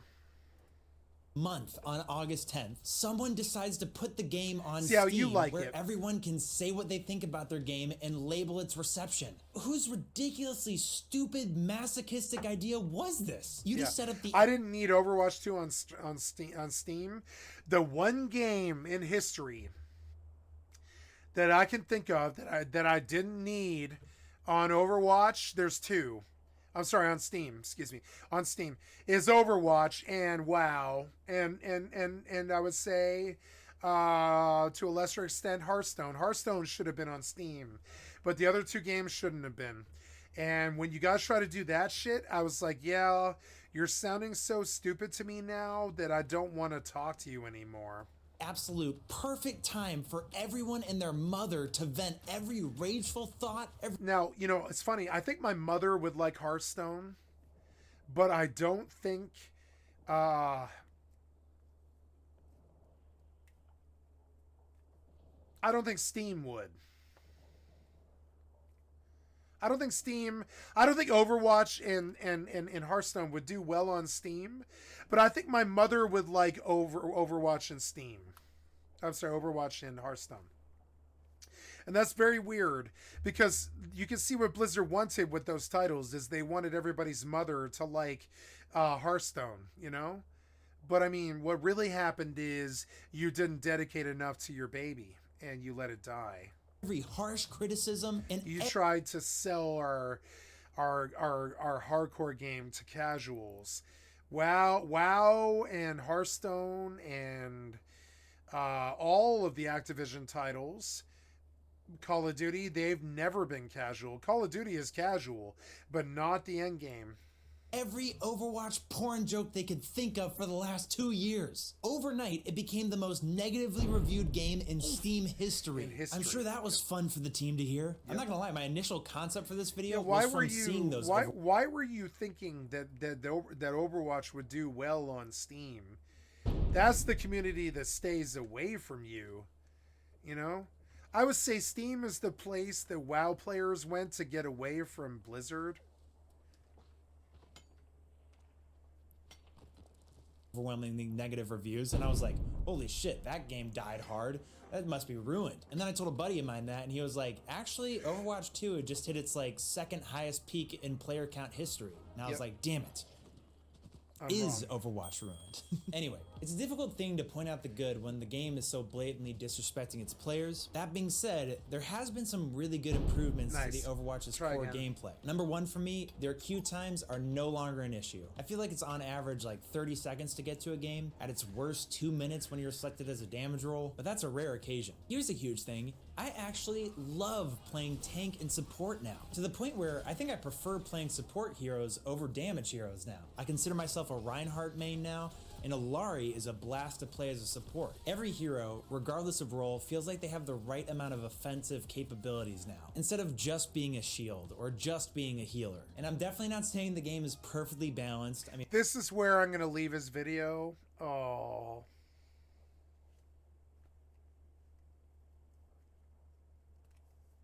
Here is Rocket Sloth with the company that killed off hundreds of games in a single day. Hundreds of multiplayer games, including those made by EA, Ubisoft, Gearbox, Nintendo, Konami, Capcom, and more, may be taken offline. GameSpy multiplayer will be shutting down. I never stopped to think about that those servers were going to go away. Wii and DS servers were shut down completely. Oh my god, Nintendo, are you even trying? GameSpy servers shut down. down. Nintendo. Ruins the game.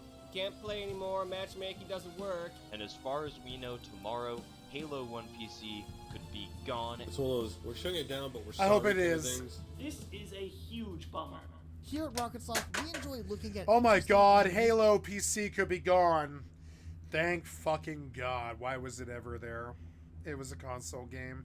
Should have never been on PC. Stories from gaming history. So what about the instant death that was a console game, Halo. It's never been a PC game. Tell me how well a Halo player does on Counter-Strike, and you'll understand that Halo was never a PC game. It was never a PC game. It was entirely for bads who play Xbox with anti-grav and shields. Battlefield games, Not for Counter-Strike, where we don't truck with your shields and your anti-grav. You know what I'm saying? Go play your arcade games with your arcade rules. I come from a real game. Lands, Bulletstorm, Star Wars Battlefront 2, and Halo Combat Evolved PC, much of Nintendo's online infrastructure, and hundreds of other games to all shut down at the same time, and in many cases permanently, yet this very thing ended up happening.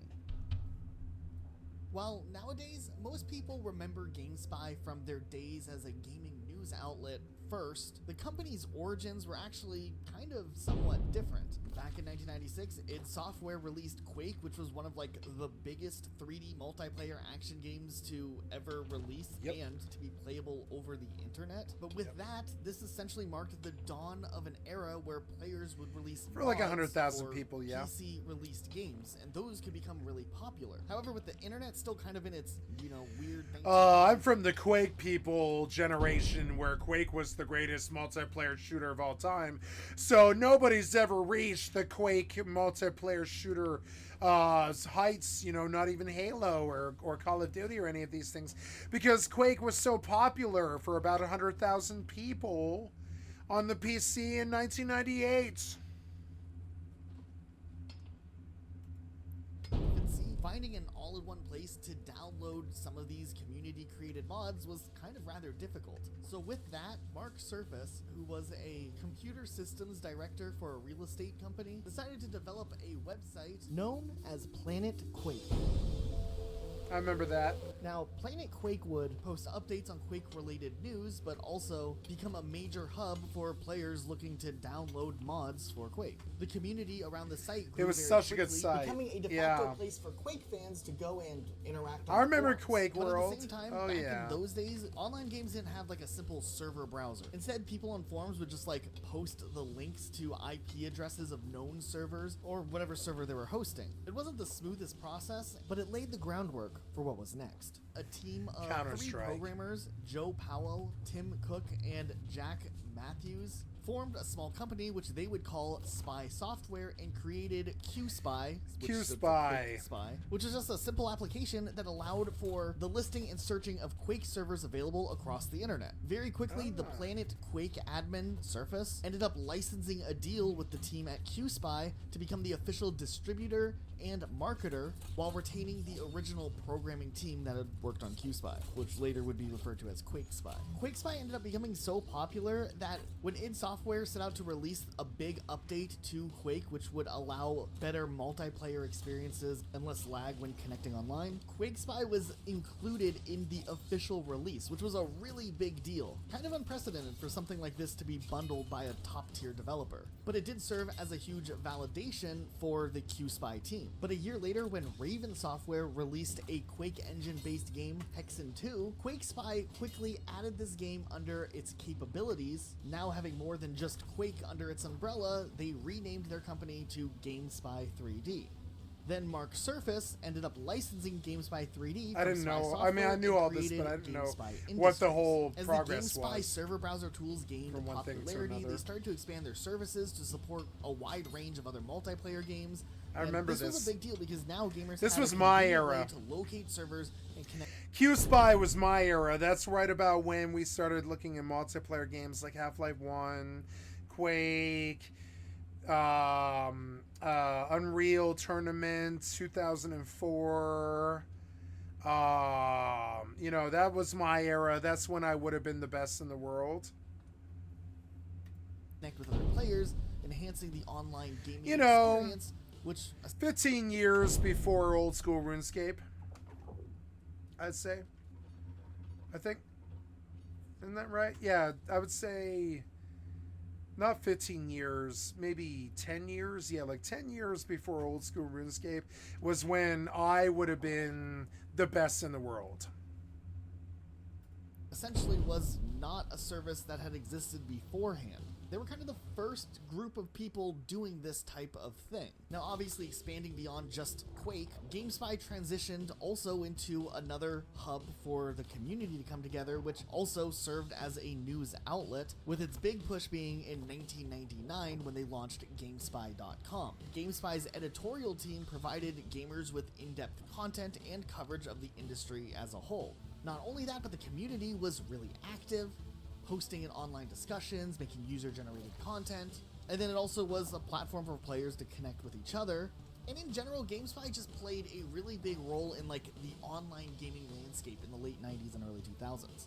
In the early 2000s, GameSpy had actually managed to grow its technology and started offering software development kits and middleware for video game consoles, essentially allowing other companies to license their technology that would allow players to be able to connect together utilizing their own multiplayer toolset, which was really beneficial for developers who didn't want to spend a ton of time trying to program their own online servers. They could just license out GameSpy and utilize their systems.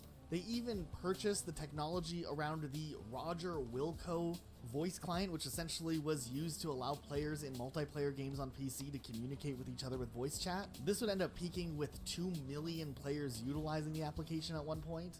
The technology from this program would end up getting licensed to companies like Activision, EA, Microsoft, and Ubisoft, and in a way, all of the voice chats that are used in built-in games or like Xbox Live's party chat systems all originally stemmed from this system, conceptually at least. So GameSpy wasn't just like some small community-run player at this point. GameSpy had turned into a behemoth in the gaming industry with all of these close deals and working relationships with some of the biggest players in the gaming space. There were a few other websites though during this time that also made big moves in the online space and had a large number of readers and viewers visiting the website on a regular basis, like IGN, for example. IGN quickly became one of the biggest gaming news outlets in the middle of the 2000s. By this point in time, the GameSpy network of websites had already expanded well beyond just the original Planet Quake, as there was now Planet Half-Life, Planet Unreal. There was a whole ton of different message boards under their umbrella.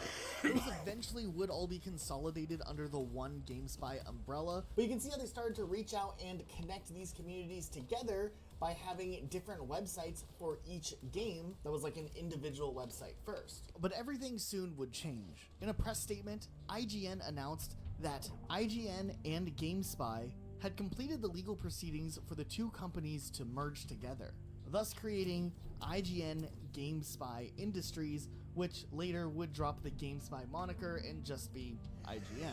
This is actually quite surprising that not too many people talked about this back in the day because of a potential conflict of interest with IGN being a gaming review outlet and GameSpy having a working relationship with 800 different publishers where it actively had a development role in the form of creating and maintaining servers and voice communication for a lot of these games. Nonetheless, this put IGN and GameSpy kind of as one of the largest game and entertainment focused companies of its time. While the GameSpy service would continue to live on and a lot of the other aspects of the websites would eventually be consolidated into IGN, GameSpy continued to expand its relationships with other publishers and platform developers, providing middleware for Wii developers or PlayStation Portable developers. But then, once again, in another shift for the company, 2012 marked a pretty dramatic change for GameSpy. IGN opted into selling the GameSpy entity of the company over to a different company known as Glue Mobile. But it wasn't actually that straightforward of a split. Glue Mobile was just interested in GameSpy's online technologies, not necessarily the editorial side of things, so the purchase consisted just of that. To an extent, the GameSpy editorial, press, and review side of things would remain with IGN Entertainment. But this split ended up being disastrous for most of the games that GameSpy had serviced over the years. But it all started in December 2012. One night with no warning, players who were playing Sniper Elite on PC would have their gameplay just abruptly interrupted.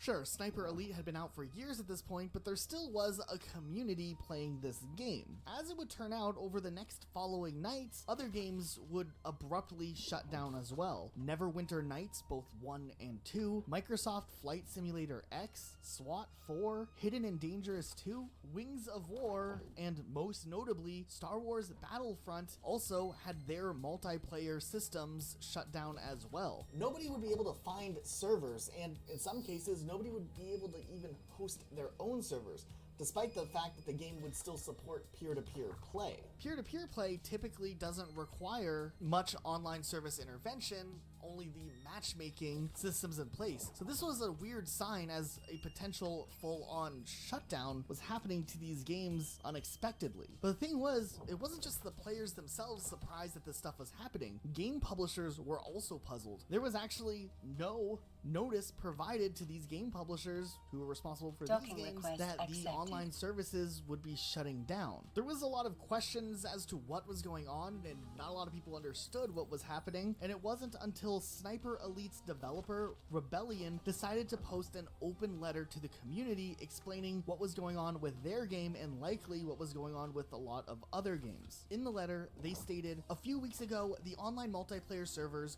for Sniper Elite were suddenly switched off by Glue, the third-party service we had been paying to maintain them. This decision by Glue was not taken in consultation with us and was beyond our control. We've been talking to them since to try and get the servers turned back on. We have been informed that in order to do so, it would cost us tens of thousands of pounds a year, far in excess of how much we were paying previously. We also do not have the option to take the multiplayer to a different provider because the game relies on Glue and GameSpy's middleware. The entire multiplayer aspect of the game would have to be redeveloped by us again at the cost of many of thousands of pounds." It was great that Rebellion came in to shine some light on what was happening, but also a huge blow to all of the games affected because most of these games had been out for multiple years and it wasn't really in the cards to expect game developers to be able to come up with enough money to revive a multiplayer aspect of the game for a game series that had such a small player base at that point. But at this point, it was just a handful of games affected, right? But it soon would become apparent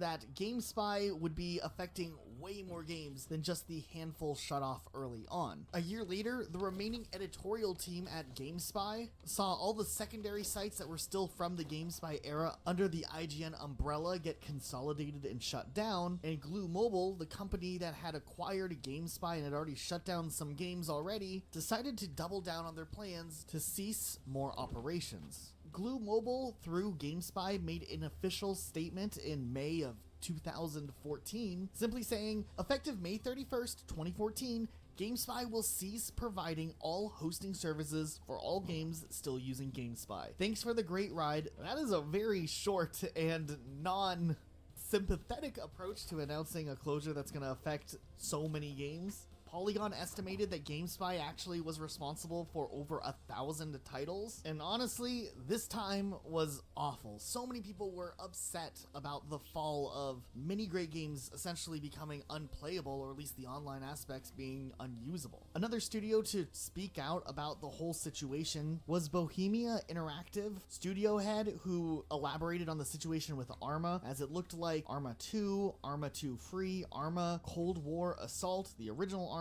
Take on Helicopters would all have limited multiplayer experiences with the loss of server browser, though direct IP connections might still work without the GameSpy servers. Thank you, Creature still TV, for the available, extra content. but this closure would affect CD key authentication and NAT traversal in several Arma titles. Capcom made a statement saying that there were a few titles that would be affected by the shutdown of GameSpy. Interestingly though, Street Fighter 3 Third Strike Online Edition originally ran on GameSpy, but the development team actually patched out GameSpy and replaced it with a different homegrown solution apparently, so that game would be okay as it used the same network infrastructure of another game, Darkstalkers Resurrection. It seemed like Activision, that publisher for the most part, actually didn't use GameSpy. They had their own solution that was in-house, so all Activision games were pretty safe from getting hit with these shutdowns, even though a lot of people were worried about them. And Epic Games, interestingly, had been phasing out GameSpy for quite some time. They had expected some of the Unreal engines could have potentially been affected to this, but they were already making their own in-house solution so that those games wouldn't have any impacts. But man, there were some big blows during this time. Multiple Battlefield games, Crysis, Command & Conquer, a surprisingly high number of racing games relied on GameSpy,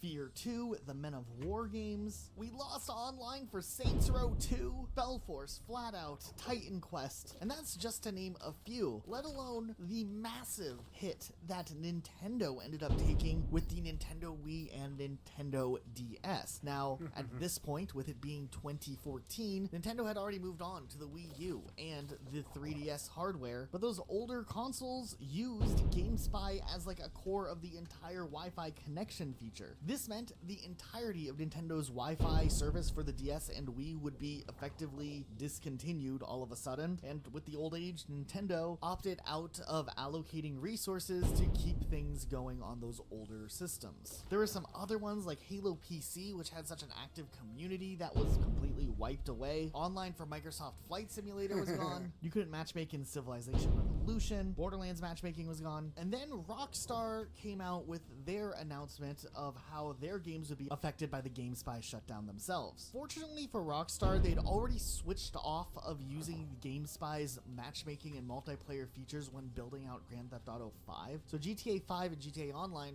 weren't affected, though most of the previous titles prior to GTA 5 were using the GameSpy engine. However, Rockstar made a statement that they would be migrating as much as they could off of the GameSpy servers into their own proprietary servers, much like with what some other companies like Epic Games had done. So fortunately, games like Max Payne 3, Red Dead Redemption, and Grand Theft Auto 4 did not lose their online functionality in 2014, and surprisingly, you can actually still go on like an old gen console, load up GTA 4 online and actually play. However, Rockstar wasn't completely unscathed. They would lose all of the stat tracking that was done through the Rockstar social app, as that relied on GameSpy to track. The Mac version of Max Payne 3 would be shut down, and the PlayStation 3 version of Midnight Club LA and Midnight Club 3 Dub Edition would see all of their multiplayer functionality ending as well. Well, this was a huge blow to the gaming community. I think that this situation really highlighted the importance of game preservation in both physical media and also online media. So many games are online only nowadays that if servers are to be shut off, parts of the game just won't exist anymore at all and can't be re-experienced. Now, unfortunately, when something at this scale happens, many of the communities that played the game regularly would not only be shattered, but would likely never play the game again online in the same capacity. However, there was a single silver lining to all of these games that lost their services. Fortunately enough, over the years, many individual communities across the games that did feature a shutdown had worked and collaborated in finding a process or a way to restore online connection functionality across many of the games that were shut down. While we won't necessarily go into every single game that had a restoration project, it is very unique to see some of these specific instances. While some groups found a way to just bypass the game reliance on GameSpy and either wrote a different system to emulate the GameSpy servers and convince the game that it is connecting to the GameSpy servers even though they don't exist anymore, or to set up some sort of service using a built-in peer-to-peer system that still was available, or some other huge system, we would see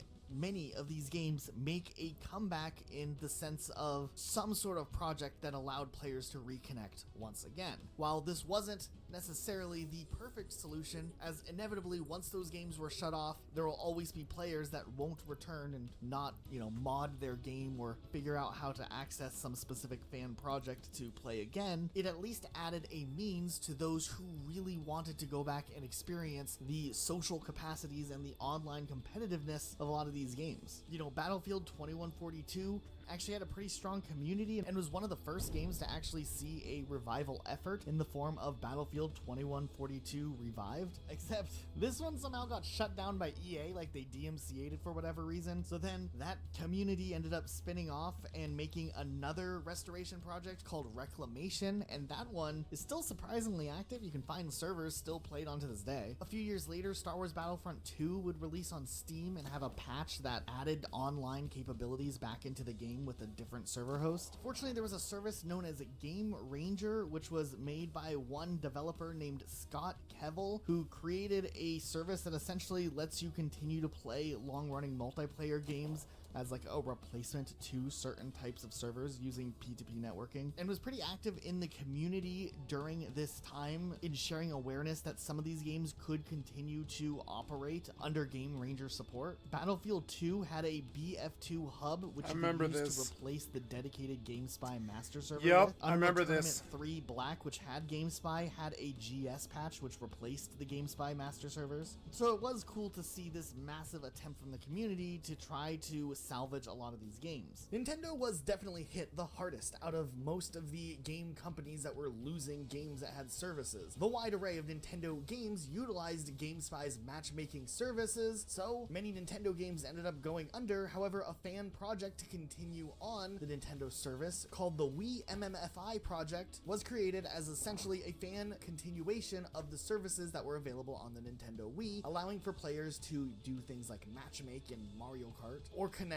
in different ways using this fake service that emulated the original Nintendo services. Game Ranger was a big one, along with a lot of the different virtual tunneling network systems that are out there. Even though it's not exactly the same experience, at least it was a possibility for people who wanted to, just for a brief moment, relive some of these games. A lot of these fan projects were integral for keeping the legacy of a lot of these games alive. So, Luke and I decided, hey, why don't we go and see if, hey, maybe we can play some of these games that shut down a decade earlier. Oh boy, the whole setup process was a little confusing, but fortunately Luke's a little more tech savvy than me, and we were able to figure something out. Okay, so I went to work to test out some of these games and see if I could get them to play. First off, I wanted to try an EA game because lots of the games were actually hit by the GameSpy shutdown. After doing some research and looking at the games I actually own, I landed on Battlefield 1942 as my test subject. It is a very old game and it doesn't even have like sprint, but I have some fond memories of it from playing it way back. So actually, after doing some Googling and trying different patches and all that, I did eventually get it to work, and the patch that ended up working was something that would replace the GameSpy connection server infrastructure with, I don't know, some different server infrastructure. I don't know, I don't understand it. But here we are.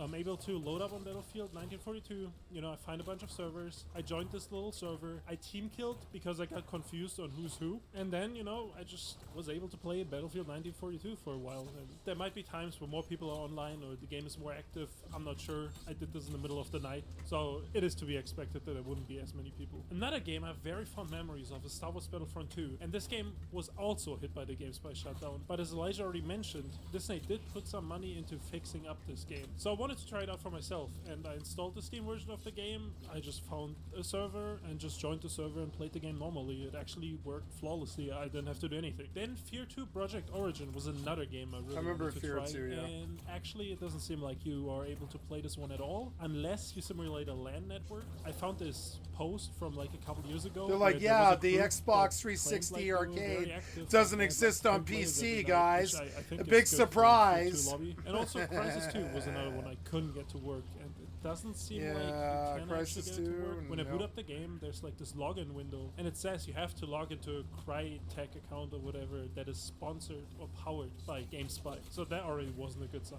And after some more trying, there was nothing I could do to play that game, which is kind of sad. And then one that I messed around with longer than I should have is probably Halo C Custom Edition, which was the Halo CE port made by Gearbox for the Windows PC. You know, I got the files, I got all the ISOs, I had like a key and everything, but I just couldn't get it to load any servers. I got as far as the server browser, and it actually says powered by GameSpy right here, so I guess it's cursed. Now, there might be a way to get it to work, and maybe I'm just too stupid, because I found this website that lists active Halo C Custom Edition servers, and there's a couple people playing now, actually. I just don't know how to join them. I wish I knew. And that was my experience with these games, but there's some other games I would like to try sometime, like Medal of Honor 2010, because apparently that game has servers that people play on, Medal and of Honor it'd is be very good. interesting to Yeah. see how active Great that game is, and, you know, kind of take a walk down memory lane, because that was a fascinating game in itself. After Medal the of Honor fall was of great. GameSpy, Yes, it was. I think a new precedent was set in like the game development space where many games moving forward would utilize their own proprietary server matchmaking system. I don't think anybody wanted a repeat of what happened with GameSpy, and a lot of studios took note of what companies like Activision had been doing, already having their own matchmaking service, and also looked to 2K and how they had already kind of saw the writing on the wall and chose to migrate certain games off of the GameSpy servers while they still had the chance to do so. I think the fact that it became so costly to continue the GameSpy services or redevelop to figure out a solution for bypassing the GameSpy services that were baked into the game would have been something that in the future wasn't cost effective in case they ran into a scenario again, and a lot of studios ended up switching to either a different, more reputable matchmaking service that already existed, or they use their own in-house servers. There is some potency though when it comes to the whole GameSpy fall though, because it really did mark the beginning of this big concern of what happens to digital games or games as a service when they become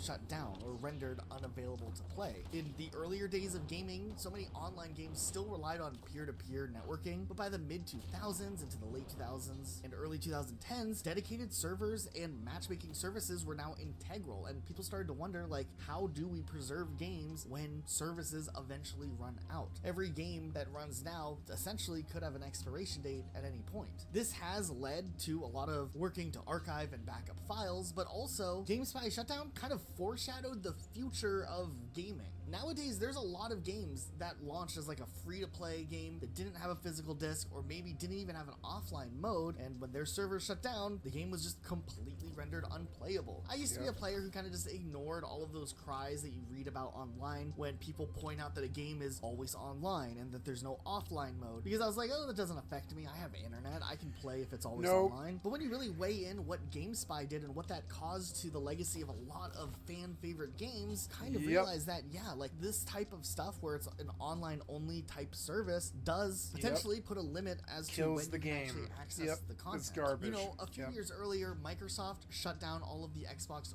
original servers, and Halo... Oh no, Halo 1 died. Yeah, thank God Halo 1 died in 2024. Oh, thank God.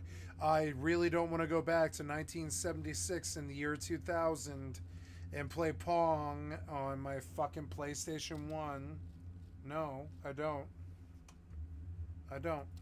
Halo 2 was the most mourned game, essentially, at the time that lost its server access and online capabilities. Halo 2. But at the very least, the people who purchased the disc and had the game, or they had the DLC on their Xbox, could still access those maps, play it LAN, play it locally, and then use virtual tunneling software to connect to other people around the world if they really wanted to take it the next step. Nowadays, if a game was just based on its online service, like Gotham City Imposters was, for example, that game is just gone. And more games down the road would also disappear. That game's just gone. Would shut down as well. As a kid, one of my favorite games was definitely GoldenEye. But when I later got a PlayStation 2, Nightfire was like the coolest game ever. Nightfire. I've only played that game like single player or maybe like split screen. Nightfire. Agent Under Fire was much, much better than Nightfire.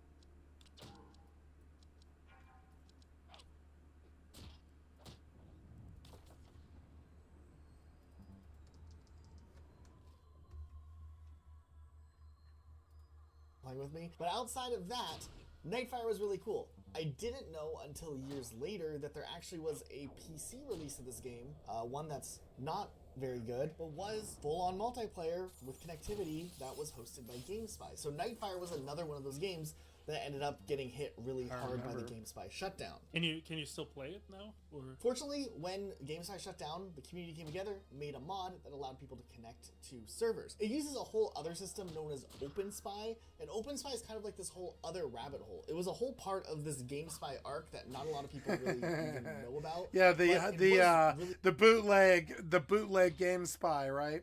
I knew about it. We all knew about it, and we didn't use it because it was full of criminals. Like Rust. Like Rust. like people who talk about Rust gambling sites.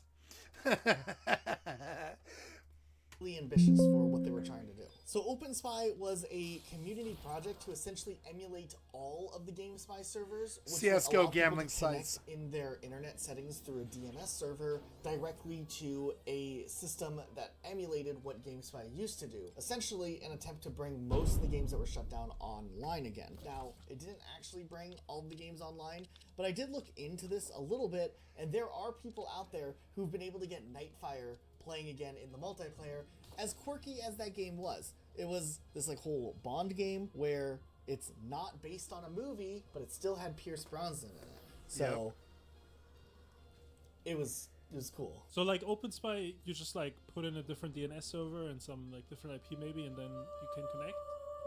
Am I sending that right? I think it's that simple. There might be some extra steps. I was trying to read through the instructions and it was like incredibly vague. I think you have to go to their Discord and then there's like more information on it.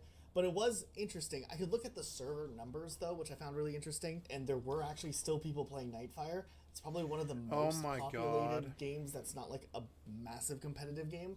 There were some people, but there's also like a couple servers that have like bot players in there, like in case there weren't people online you want to play against bots. I think it's a little inflated. Yeah, actually, I feel like that, some games do that, or some old servers had that a lot. Like I remember going on Counter-Strike servers and there would just be a full lobby of bots until like someone else joins, Yeah, I noticed that in, I think, Call of Duty World at War. There were a couple of servers like that They just Yeah, have, World of War you was think like it's, a that. super popular Yeah, it was. server, and you click on it, and It's like, a good example. real- Very, very honestly, it's astute. kinda Very clickbait, good. actually, you know. Yeah. Dude, clickbait before like the YouTube days. I mean, this was before. This was after YouTube. We got clickbaited on the server browser back in the day. I just want to say this here. Now, I've heard the Nightfire PC port was really bad, and it's kind of a shame because Nightfire is a gem of a game. If you've ever played like first-person shooters and you liked the like GoldenEye or Nintendo And Nightfire was 64 good. era perfect Yeah, or I think it was any good. Bond game, Nightfire was super underrated. I really enjoyed the story of that as a kid. It is Yeah, it interesting was good. looking back at Yeah. footage of like people I would say. online who've posted their like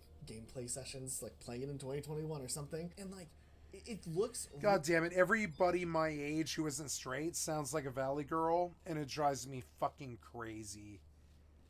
Like, what was the Valley Girl thing? It was Clueless, right? Clueless infected my generation. All the girls and all of the gay boys, they talk like fucking Alicia Silverstone from fucking Clueless, and Ashton Kutcher from Dude, Where's My Car? And it drives me crazy. It's like, Jesus Your skill Christ, you has guys increased. were vacuous back then. You're worse now. You know? Really jittery. Like the other players look like they're moving in like some. It sounds like Barbie. Do you understand what I'm trying to say? It sounds like fucking Barbie is trying to talk to me about Agent Under Fire James Bond on the PlayStation 2. Listen to him talk. A reflection of them, and like if they And like it like I don't know. Animations and then the animations are so not hot girl, and all this fucking Valley Girl speak out of dudes my age who are like 40, and you're like, I'm sorry, but you grew up in Ohio. Why do you sound like Alicia fucking Silverstone from fucking Clueless? Really bizarre. We'll find footage and we'll show it when we're talking about it, but it's. And I sound like it too. I sound like it too. I know I do. I sound kind of like a catty young teenage girl. I know I do. I can't stand it. I don't know why. It's just something about it. Just a goofy experience. But I think it's interesting that Nightfire ended up being so popular out of all of those games. I do. But the interesting thing though, Agent Under Fire was much when I better. looked- Nightfire was for people who couldn't beat GoldenEye.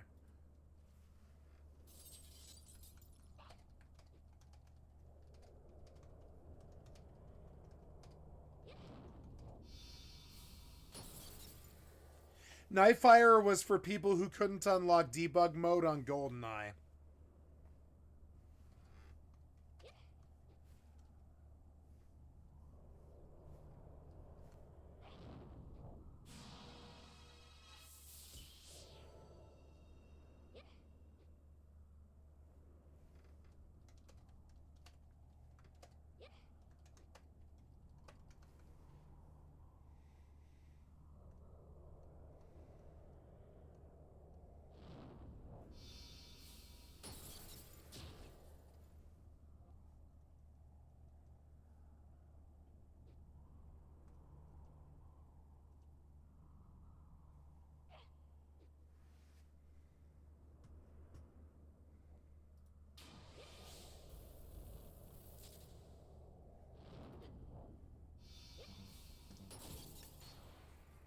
I'm gonna die here. Yeah, instantly. I was fighting the elemental for 15 minutes, and I finally got the repop on the original mob. Because mobs in Final Fantasy XI take 15 minutes to die. I don't know why. It's the verifiable bullet sponge erected and thrust up the ass of every modern gamer since. It's the veritable bullet sponge. It's the Final Fantasy XI mob that takes 15 minutes to 36 hours to defeat. You think I'm kidding, but no. The longest Final Fantasy XI fight is known to run 36 to 50 hours long. And I'm not kidding. On average, If you don't have the DPS, anyways. there's about 300 to 400 players listed. Now, obviously, some of them. The original Absolute Virtue fight was 14 hours and they lost. I mean, that's what you get for playing Final Fantasy XI. Can be bots, but I think there is a decent chunk of real people playing.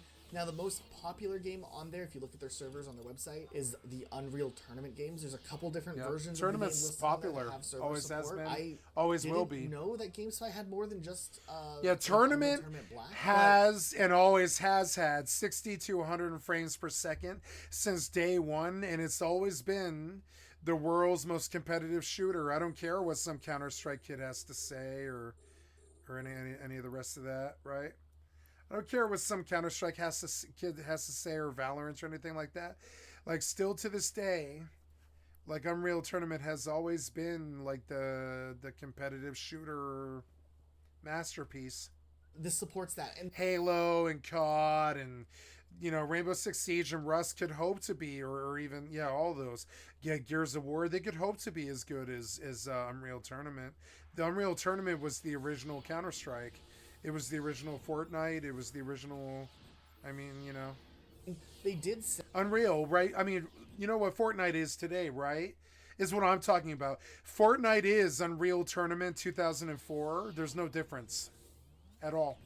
Fortnite and Unreal are the exact same games, exact same company, exact same engine, and all that stuff. And I was playing Fortnite 20 years before you, and I've been better at Fortnite for longer than you. But when I play the same time as you, you only played one game. I played 10,000 games. So no, I can't beat you at chess. I can beat you at all the other games, though. Say that OpenSpy would support some games. I mean, I can beat you at chess. I'm talking about I can't beat you at Halo 2 because I didn't sit around on Halo 2 for 40,000 hours like you. Sorry. Use GameSpy. Longest game I ever played was World of Warcraft.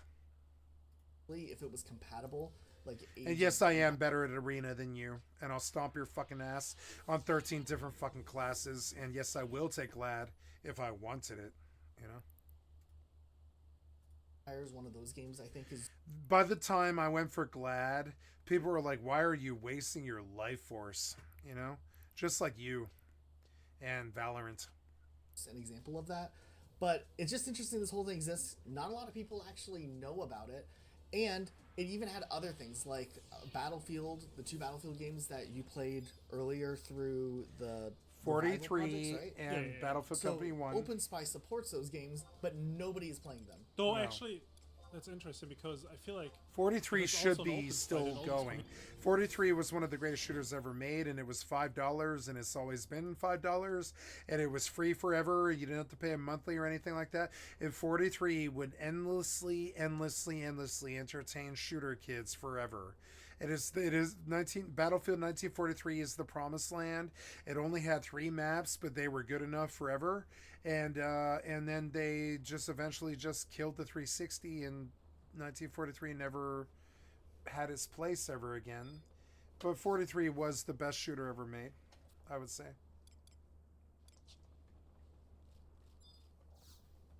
I mean it. 43 was far superior than Halo 1, 2, 3, and 4 combined. Communities are split because... Where do you think Halo 1, 2, 3, and 4 came from? There's like a different patch that I used for Battlefield 1942 that is not OpenSpy. They just removed the GameSpy. I found servers there. And then like for Battlefield 2142, there's like another revival project that's also separate from OpenSpy. So I wonder if those communities... This guy has like a fucking M16 paint gun on his back wall with something that looks like a dummy mock-up of a fucking, like a Nazi flag. And he's wearing a fucking Packers jersey. Do you see it? You can't see it, but I'm going to show you what I'm talking about.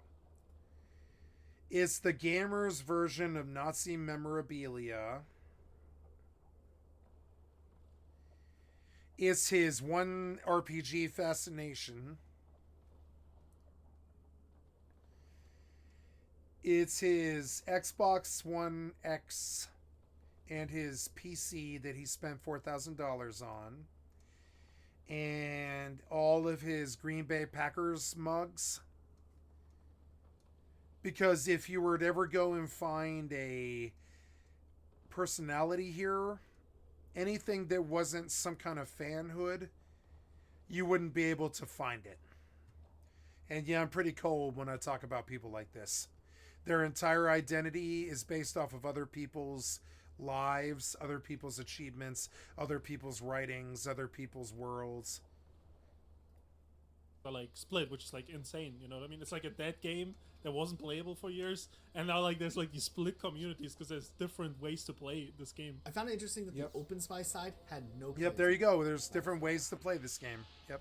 I feel like they're all on like those special projects. Right. I did see some players on Battlefield 2 on Game Ranger actually. Interesting. Is that different from what you played on? Yes, that's also different. So maybe it is more split than we thought. And then I think you can also connect on some of the supported games that use GameSpy with an actual PlayStation 2, which is very cool to me. I mean, I know that some people still play online games. Phantasy Star Online Universe 2 with the PlayStation PSU 2. PSU 2. Phantasy Star Online is probably the first one that comes to mind. But yeah, so like people play those types of games. They still connect online through like a placeholder server held, like a placeholder server that the community has made, or like a fan project that has revived the servers to keep them going. But something that people never ever talk about is every single time a really big, massive multiplayer game hits, that game was the end-all be-all for like at least 100,000 people. Those 100,000 people are never going to need another game again. All they ever needed was Battlefield 2 or Battlefield 1943 or Advanced Warfare 2 or Black Ops 2 or Fortnite, right? And all they ever want to play and all they ever are gonna play is Counter-Strike 1.6 or Counter-Strike 1 or Counter-Strike 2. That's the only game they're ever going to play. Maybe they might play maybe 3 or 4 other games, but mainly they main that one game. That is the average cookie cutter fucking approach to most gamers. That is the most gamers. That is how they will model their career. That is who they are. They're going to pick about 4 to 5 titles over 20 years, and they're going to sit on those 20-year, 5-year title, 5 titles over 20 years, and they're going to tell you how bad your game is, and they're going to tell you why did you waste your money on that game or time, and they're going to be like, if it's not Call of Duty, I don't care, or if it's not Grand Theft Auto, I don't care, or if it's not Halo, I don't care, or if it's not World of Warcraft, I don't care, or if it's not Battlefield, I don't care, if it's not Blizzard, I don't care, or if it's not Diablo, I don't care, etc., etc. And in my experience, those people, they aren't real gamers. They're just somebody stuck in a snapshot of time, and they're not worried. And some of us are worried about what's coming out next and what game's going to hit the market next, and is it going to be the next WoW killer and all this. And some of us are really worried about new games, and that's like me. That's my personality. What are the new games going to be? What's the next Halo going to be? What's the next PAX Day? What's the next or whatever? What's the next Rust? Right? But I mean, in the end, we're all just really looking for the same game that we've been playing for a long time, which is like Rust or Overwatch or Call of Duty or Fortnite or Valorant or Apex or one of those, right? And we're like, why can't every other game be as good as League of Legends or Rust or something like that? But I mean, my thing is I want to be good at all of them, and when one is too good, I kind of get worried, And I want to play all of them, and I want to be good at all of them, and I don't care how good you are at triple beams and Rust.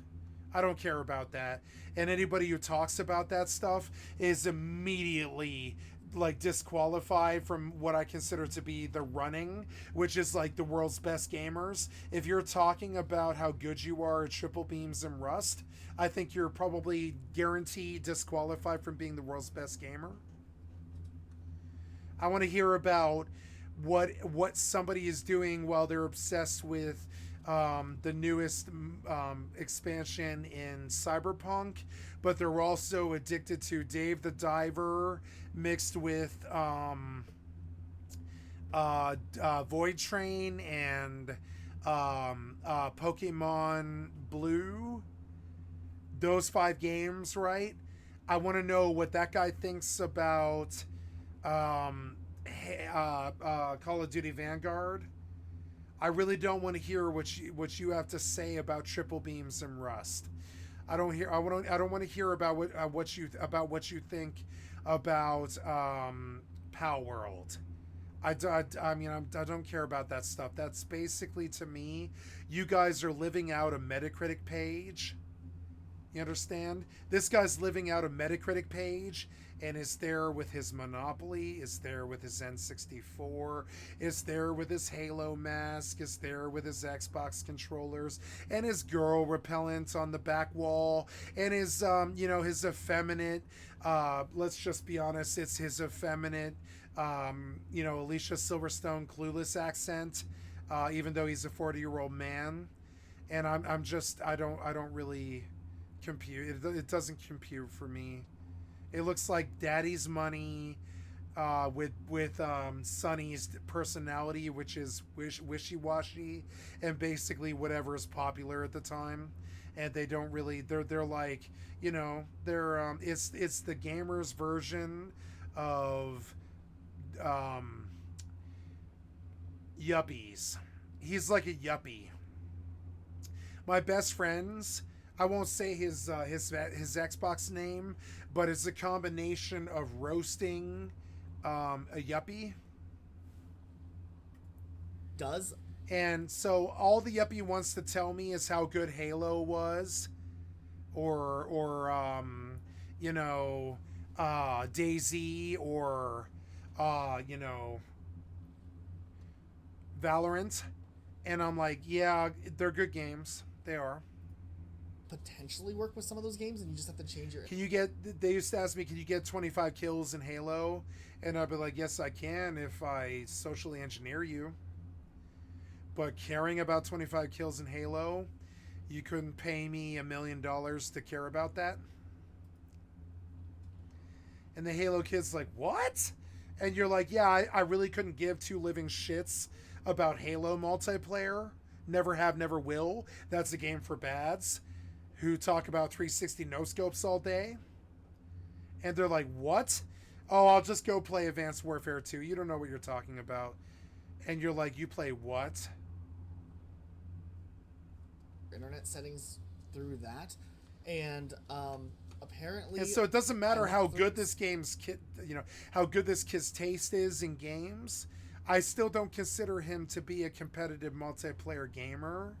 See if anyone was playing on the PlayStation 2. When I checked, there was one person... Unless he's good at LoL or maybe like Overwatch, maybe.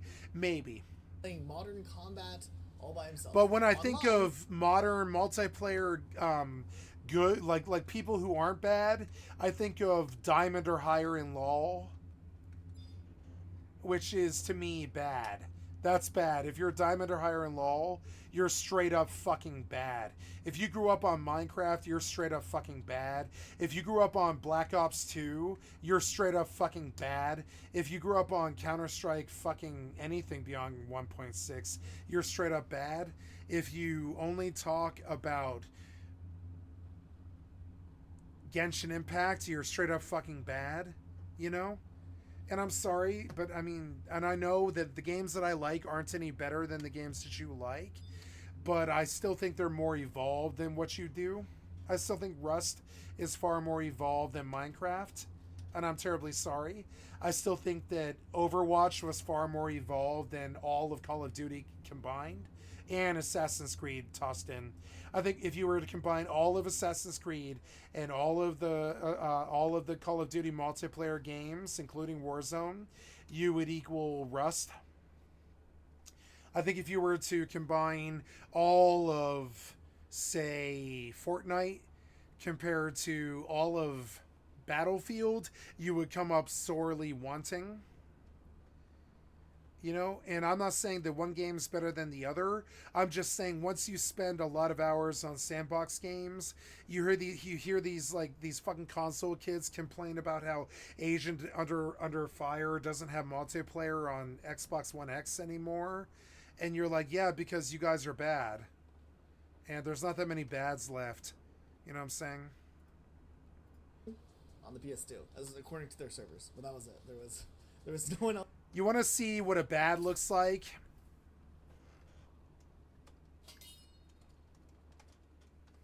You want to see what bad looks like?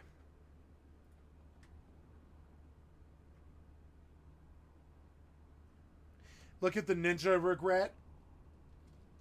Right? Why would I say that? No, I'm not talking about that.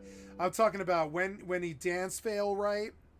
This whole Modern Warfare 2, Halo 1, Halo 2, Halo 3, into PUBG, into like Fortnite fucking braggadocio of FPS players who grew up on Xbox 360 and just like, you know, toxic behavior and shit.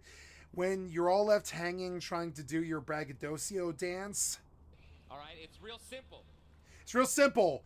Act toxic. And the rest of us are like, no.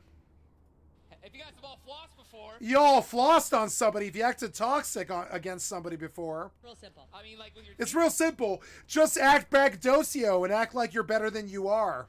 I mean, you're just going in, out, in. And now you're braggadocio dancing. Out, in, and the girls are getting paid to laugh for it. And this girl is like, no, it's not even cool for you to look like that anymore. Even the girl knows it.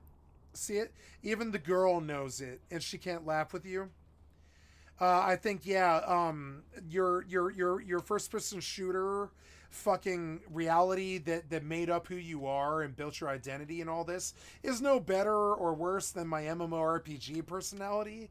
But I'd say that the MMORPGs are the games that combined all of the games that you thought you were good at. And that's why I'm better at Overwatch than you. But I'm not better than you at Rust. Right? I'm not better than you at Rust because I don't spend all day on UKN and 5,000 hours on Rust. I mean, I did. I spent 4,000 hours on Rust, but I mean, I didn't do it all in UKN in large clan. A lot of that was solo, you know? And I'm just saying, like, I don't know what the difference is, but the braggadocio is the big difference. If you grew up on shooters where wins defined how big your EP was, I think you're in for a cold cycle of games that aren't going to satisfy you, and you're going to be really unhappy with gaming in general, which is why you make videos about how why video games are bad now, right? All the time, you guys make videos about how like why video games are bad now. Right? Why I hate you if you play video games and all this. Why I stopped playing video games forever and why. The real reason why game isn't fun anymore is because you can't floss on us anymore. We don't value you being able to press left click better than us. We don't put any value on it. It shouldn't make any money. That's why esports died. Think I'm kidding? Nope. Watch the crowd straight fucking repulse him. They'll straight up put up a wall. So we're going to try to get 1 million people right now to dance. Yeah. Nope. Nobody's going to fucking sit around and do a fucking... I mean, what's the veritable form of this? It's the real word for it is the, you know, the teabag. You're trying to get the entire world to do a teabag. And no, it's not cool for you to look like that anymore. In Times Square. No, nobody in Times Square is going to teabag anybody. Yeah, I bet you there's some We're growing up in a world where that kind of thing just isn't even really that valued. masters of flossing here. Are you guys ready? Are you guys ready to floss? This girl is even like smiling because she could see what was coming. Show us what you got. She could see the crowd. She knew what was going to happen. This girl is so scared she doesn't know what to do. Okay. Show us what you got. Let's get some floss music on. We're getting ready. It's so wet. It's so wet. It's so awesome. Should we count down? Are we going to get some tunes on? Absolutely ready? And 3. Nobody lives like you. No one has as much money as you, and nobody wants to teabag everybody else. Everybody is so lonely, they need friends. 2, 1. Everybody's incel now, except you. Aww. And me. Yeah. Hold up. Floss, baby. You guys know it. Come on, man. No. Now there's the true Ninja fans that have to identify, and then there's everybody else who actually is with it in the moment, who understands that it just isn't even that cool for you to be like this anymore. Got it? You've been working. I'm like hitting my wife over here. Wait, you wanna come up? Everyone flops, let's get it. Come on, baby. Show me what you got. Show me what. Just move. If you got no one, just move. It's all I want to see. Some movement. Nope, you're not seeing any movement because it's not cool for you to act like this anymore. Seeing enough movement. Oh my god, this is not that big. Oh my god, I failed out there. Yeah, and you should have seen it coming because you built an entire braggadocio culture that just isn't even that cool to look like that anymore. You know, it isn't. You keep bragging about triple beams, and I don't care about that. Sorry. Talk to me about real value. And I can sit and do this all night, and it sounds bitter and angry, right? Like I'm jealous or something, but I'm not jealous of that. No, you know I'm not. Shall we watch it again? If you think I'm jealous of this, no, I'm not jealous of this. I'm not jealous of it. Here's the crux of it, right? Oh, there's reception 0. I'm not jealous of it. No. You can go on and lie about how your cloud and your money and your fucking like bullshit like resides, and you know that stuff produces cultures that are valuable. No.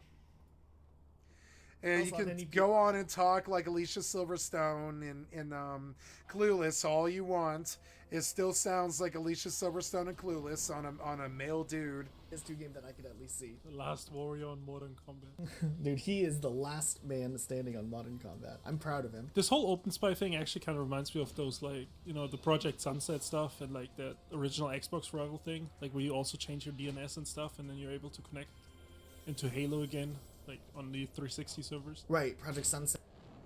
Now, they act like everybody in the world knows what the fuck they're talking about when only about 100,000 people in the world do, which was 100,000 people on the leaderboards in, you know, Call of Duty or Halo in 2005.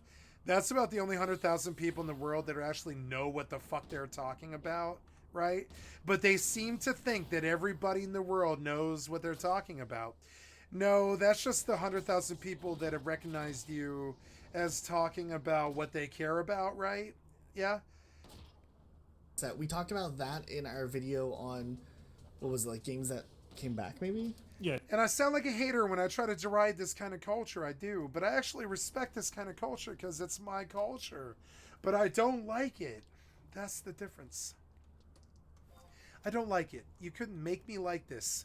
The paintball gun under the Elden Ring flag, you couldn't fucking make me like this. You couldn't fucking pay me to say it was cool. The girls won't do it. Nobody will do it. Warp drive active. You know what I'm saying? Nobody will do it. Those girls on camera next to Ninja, they won't say it's cool. You couldn't pay them to do it. Nobody will. And that's how you know the toxicity gamer culture has bit the FPS dick and choked up and died. And try to swallow that FPS dick and try to die. And your toxicity killed an entire genre as well as maybe the industry. And yeah, your Elden Ring flag with your weird paintball gun underneath is just so biter that none of us can really stand it anymore. And no, I don't think it's cool. And you can sit around your girl repellent and all this the rest of your lives and call it cool. Accepted. But I don't. Yeah, I guess it can be. Yeah, and I think somebody striving and driving to entertain somebody all of their lives like me, that's cool. You sitting there with your Halo poster and your blacklight thing and your Monopoly game and your fucking xylophone and your Rocket Sloth fucking poster with your girl repellent in the background and your $4,000 PC and your $300 mouse and all of your fancy lighting and all this. I think that's cool, but I don't know who you're really trying to appeal to, because you know who I think would really think this is cool? 12-year-old boys and 12 to 16-year-old girls. Don't know anybody over the age of 15 who would think that this image is cool. or these games. Like Halo 3 and other games on the Xbox 360 that shut down. I'm sorry, and yeah, here we are in 2024, but you're still talking about how sad it is that they shut down the Xbox 360 multiplayer games, and I say, Lord, deliver me from 2004, Member Berry.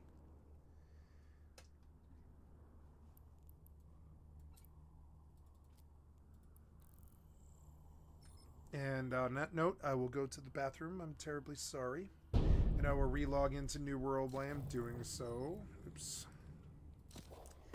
I like getting drunk and bitching about video games. It's fun as fuck. Especially after receiving news of dead beloved ones. Or whatever. Dead, beloved people, beloved ones who just died, Maybe I should get off video games and just start singing for the last, 3 hours of my shift. I've been thinking about doing that, but I don't think so.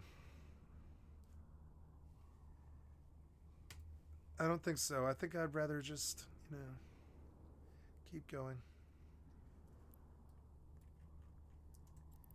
Back to the ice. Make me more money. Yeah, make me more money. Yeah. I wish they would make a good MMO. When was the last good MMO? It was New World in 2021. Now it's almost 2025. I mean, yeah, and this game is sadly just not what we need, So why did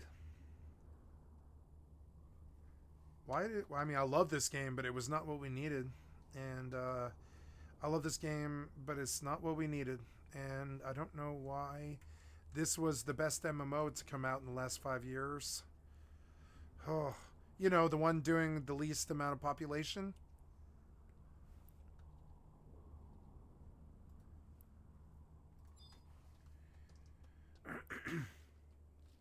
It's Darkstay, but I don't think Dark Clusters are going to come out, so I'm just going to keep killing bat eyes until I ding.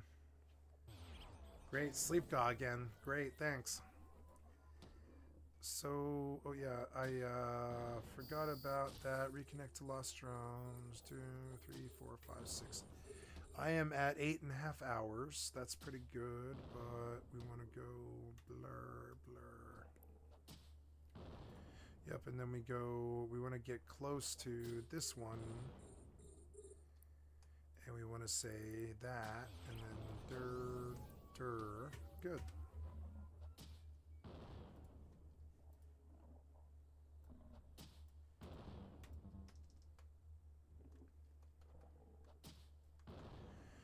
Okay. You want to know what my career reminds me of? It's like that chess player in the park that's playing 5 or 10 different fucking guys at once, That's what my career reminds me of now. 3 games at once. All of them are super slow and super technical and need to be played a certain way in a certain direction every single day. And except for this one. This one's whatever you want. But, I mean, yeah. And, yeah, I'm starting to feel like the chess guys that you would see in the park that were super proud of being able to play 5 people at once or 10 people at once and win all 10. That's how I feel now. That's who I want to be. My hero is no longer Kurt Cobain. My hero is that guy in the park that wins 10 chess games at once. You know what I'm saying? I used to hate people like that. Really hated them. I figured they were what was wrong with the human race. But no, it's just mastery on your own level. That's actually what's right with the human race. It's mastery on your own level. Doesn't matter what anybody else says about it. And so let's go back to this video again. I was going to go to the bathroom, but let's hear what else he has to say. Revive an emulated version of the service that people could connect to and still play on actual hardware, which is really cool. Then we also have the Wii MFII. The Wii MFII, I think is what it's called.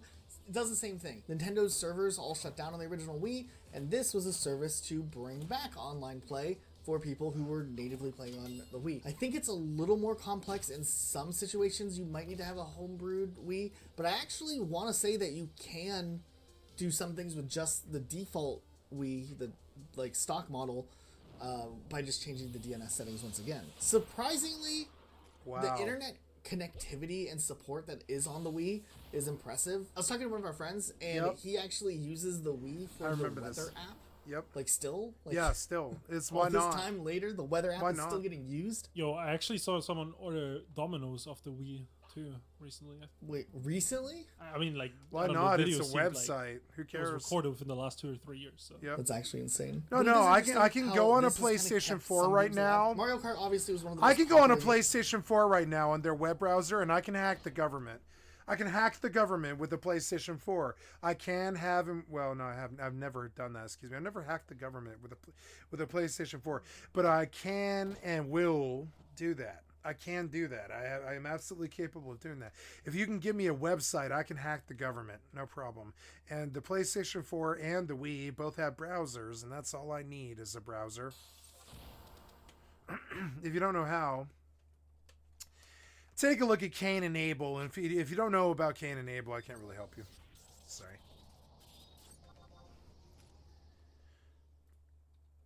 No, I would need a laptop, but I mean, the Wii is how I would talk to the world. Because Wii's don't know how to do crime unless I'm involved.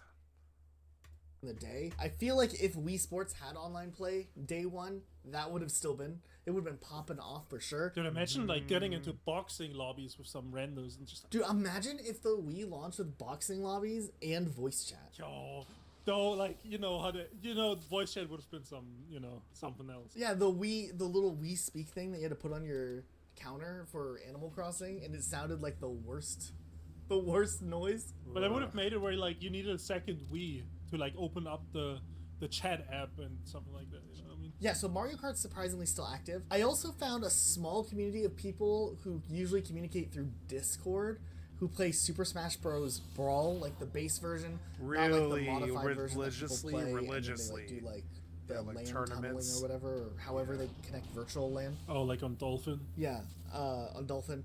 But there are people who just play the stock version of Super Smash Bros. Brawl, which I find hilarious. That was the first Nintendo game on the Wii that had online play, and I remember being so hyped for online play. I was finally getting to experience what online play was about when I got Super Smash Bros. Brawl. And you had to sit there and like connect to the Wi-Fi, and it half the time just didn't work. It was like this terrible experience. And then if you did get a game, there was a high chance there would be like ridiculous lag, like to the point where the game's moving at like half speed of what it's supposed to. I watched some gameplay of people who are using the Wii MFII thing to play Super Smash Bros. Brawl, and the gameplay was okay. Like maybe the internet connection was more stable, but the like connectivity was still interesting. They were just like half the time it just wouldn't connect and show them who their friends were. It would say you failed to connect to the servers, and I think that it's just a genuine problem with how Super Smash Bros. Brawl was developed. Like they didn't have the internet stuff figured out right away, and I thought that was really interesting though, that it wasn't just like, hey, we're on primitive, hardware with people who don't maybe have good internet connections. It was just genuinely like, I think that game was programmed with really bad netcode or something like that. Actually, I have a similar story with Mario Kart 7. So I think like Mario Kart 7 was bad as well. Yes, it's like a Nintendo issue, really. Nintendo and bad internet. What? I mean, what? They don't do multiplayer very well even nowadays. I mean, they do it better, but it functions sometimes. They could improve it a lot. But yeah, I remember sitting in a Mario Kart 7 lobby and just waiting for like 10 minutes and like then finding a game maybe, and then like it was laggy and I just never played an online game on the Wii again. Now, most of the Call of Duty games obviously weren't using GameSpy. I think there might have been a couple on like the PlayStation 2 that were like the spin-off ones, like maybe the big red one or something might have used GameSpy.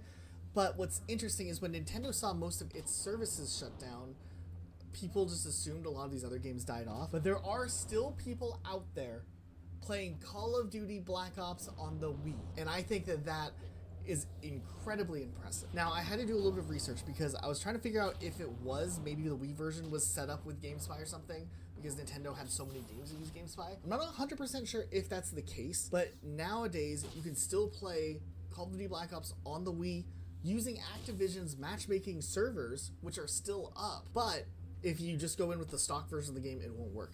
You actually have to modify your game using a mod, I think it's called like Gecko or something. And essentially the problem with Call of Duty Black Ops Wii is the login authentication servers are down, and I don't know if those will ever get fixed. So this mod lets you bypass the authentication, and then if you bypass that, you're able to use Activision's matchmaking system just fine. Because all Activision servers do are just find other players connected and pair people up. Then it goes into a peer-to-peer network and it hosts it off of, you know, someone else, which obviously isn't as good as a dedicated server, but it is interesting to see that sometimes people still upload videos of them playing Black Ops on the Wii all these years later, and I just think that that's really fun. That's crazy, because like a lot of developers would just shut off matchmaking, you know what I mean? Like, for a game like that especially. It's crazy that Activision just leaves it on. Do you think Activision even knows that it's still on? Okay, like, it could be a thing where like they just forgot. It's like on some back server. And... Or maybe it's like a thing like... No, they know. I don't know, like... They're very aware. If they turn it off, maybe some other thing breaks, and like they're like, let's just not deal with it, you know what I mean? The person who knows where the Black Ops Wii server is no longer works at the company. And it's just like a string of text. Like they don't even know what server it is. It just has been on for, you know, like 15 years or whatever, and they're just like... Or here, how do you like this theory? When Modern Warfare 2 came out, right? Or Modern Warfare 3 came out, whatever the last one is. They tried shutting it off, but none of the games would work. What if it's like a chain reaction? It's like a domino effect. Like everything is rooted in the Wii matchmaking system working. Yeah, so it needs to stay on. It's like the life source of Call of Duty game. I like that theory. Maybe they're trying to shut it off and they turn off the authentication servers and people find a way around it. And they can't shut it off unless people organically leave it alone. Please stop. Please stop playing Black Ops on the Wii. Please. Let us retire it. Yeah, so I thought that was really interesting that there's this bypass by modding the game that can let you actually play the game. Have you guys looked at Black Ops Wii gameplay footage lately? It is insane. I forgot what that game looked like, and it looked like something. It wasn't good at the time.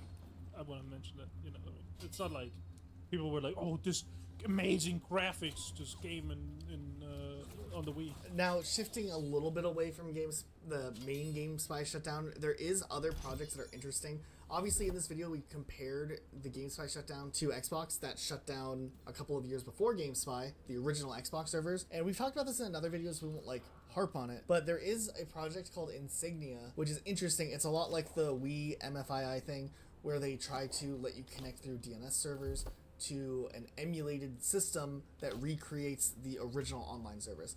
Except Xbox Live is a little bit more complicated than that, so there are a couple extra steps than just like entering a code. You have to, I think, run like a modded thing on the Xbox. But modding the original Xbox is like the easiest thing in the world comparatively to other systems. But what was interesting is I was looking at Insignia recently because they've announced that they're working on other games that aren't supported yet, like Halo 2.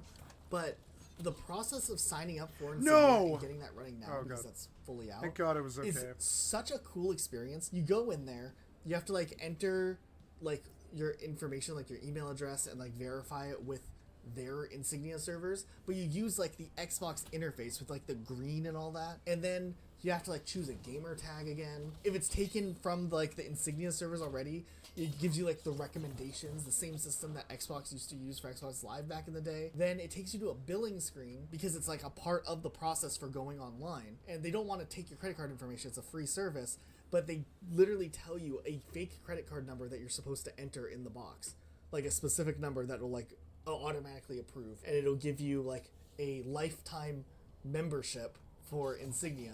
But it's like all built into like the same systems and steps you would go in when you're logging into Xbox Live.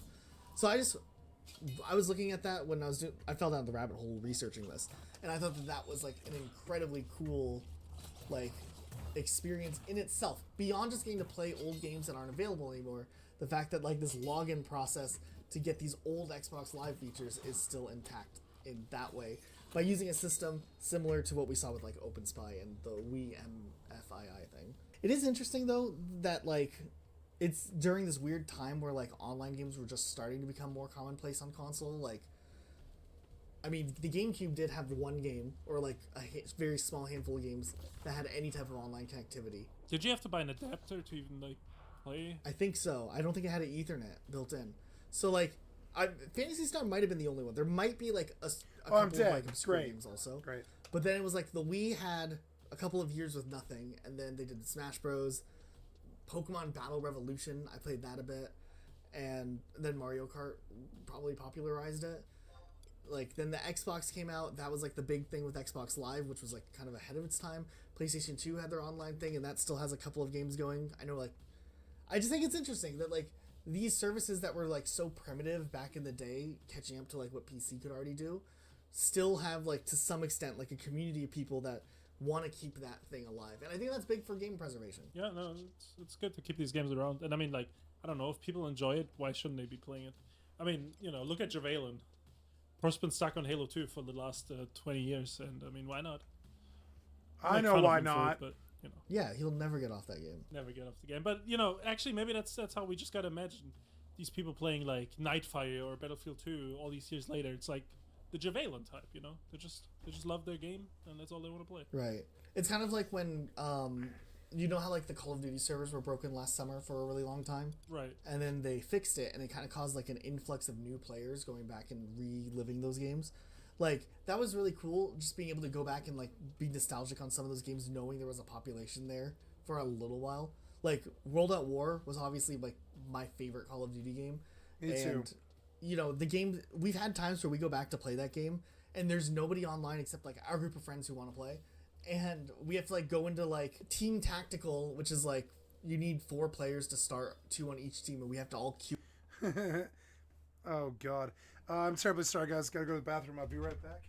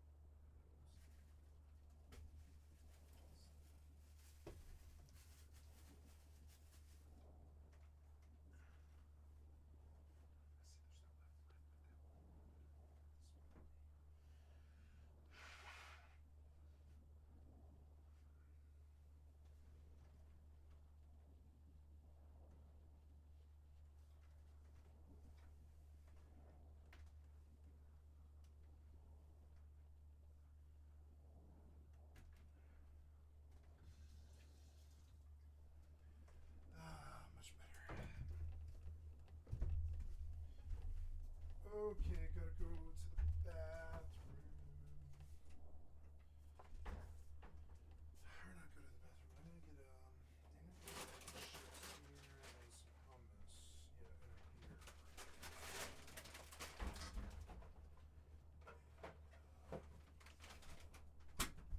a beer. I'll have a beer and some chips and hummus. Yeah, beer and chips and hummus sounds amazing. You up to see if we can like get a server going, and then random people join in, seeing that there's like 4 people online. So I know there's other people out there trying to find where everyone's playing, and when there's on a server browser, you have to just go based off the playlists. And it was just cool to like go back and experience it when there's a lot of players. So it is nice. I don't know why you guys like these old games. There are Discord servers out there of people who are like, hey, does anybody, you know, for a specific game, you can always find like when play sessions are. Right, just find the lobby. Yeah, like Discord replaced the matchmaking basically. Yeah, dude, we should do something on our Discord to revive some random game, like Call of Duty World at War or something. You just want to play Call of Duty World at War? I think you can find lobbies on it. Like, I don't know, dude. I don't know. So that one time we hopped on, remember? I added all those people because I was like, these are the last World at War players. But was that before the fix or after the fix? That was before the fix. But it was before it broke. Right. But like now the fix happened, so maybe you have more luck. Have you tried it recently? You know. All right, we'll play World at War after this and find out. I do hope at some point developers realize that like It would be kind of cool to turn some servers back on, like for a weekend or something. Maybe like a little event or something, you know what I mean? Right, didn't that one game do it? We talked about it last time. I forgot the name of the game. Yeah, I forgot the name because I never played it. But yeah, like that. And I don't know, it would just be cool if some of these old games just maybe do like a weekend every like 5 years or something. I think that would be enough. And like, I think that would be good fan servers. I'm trying to remember the name of that game. I feel like we have to say it or else people are going to be like annoyed. No, we don't have to say it. It was some obscure game. Dude, if someone that played that game... No, I played it. What? I played it. We have to figure out what the name of the game is. Gigantamax or something. I don't think it was Gigantamax. I think that's Pokemon. Something like the sounding like that. Was it just called Gigantic? Maybe. Yeah, it was just called Gigantic. Where was the Gigantamax come from? I said something like that sounded like it, doesn't it? Okay. They brought the servers back for Gigantic for like a weekend for the players who really wanted to play it after 5 years of it being away. Nobody knows if that's like a sign of the game coming back. We talked about it before, but I just wanted to make sure. Gigantamax, what? I don't know, it just sounded like, I mean, it was close. I mean, it means that you knew the name of the game the whole time we were trying to figure it out. I didn't know the name of the game. You said Gigantic, almost. No, I said Gigantamax and something that sounds like Gigantamax, and it did, dude. Just don't hate on the method, dude. It worked. But why wouldn't you just start with the easier word, like Gigantic, instead of going all the way to the Pokemon Gigantamax? You become a brain surgeon to analyze my brain. Well, this was, enlightening, I think. This was, yeah. A little bit of a different type of video. I hope you guys did enjoy it. A huge shout out to our patrons who've supported our channel, allow us to make content like this, try different things. I know we've been doing a lot of different types of videos, but if you watch this far into this specific video, it's kind of like a history of like a gaming topic. It's different. We really appreciate you giving it a try. Some feedback would be awesome if you guys want to see more stuff like this. And yeah, I feel good about this one. I liked the topic. Yeah, it's an interesting video. For sure. Yeah, cool.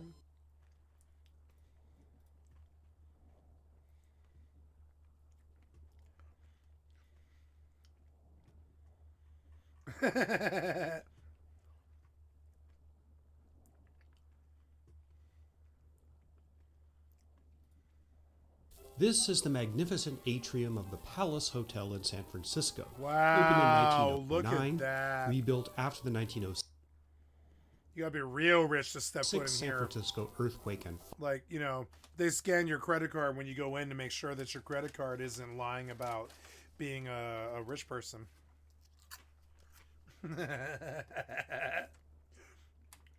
fire destroyed the original structure.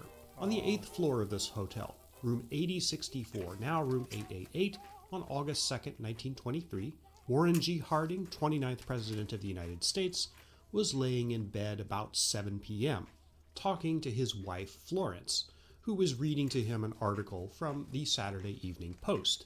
After a pause, President Harding said, "Go on, read some more." A few seconds later, he died, quite suddenly. Age 57, Harding was the 5th president to die in office.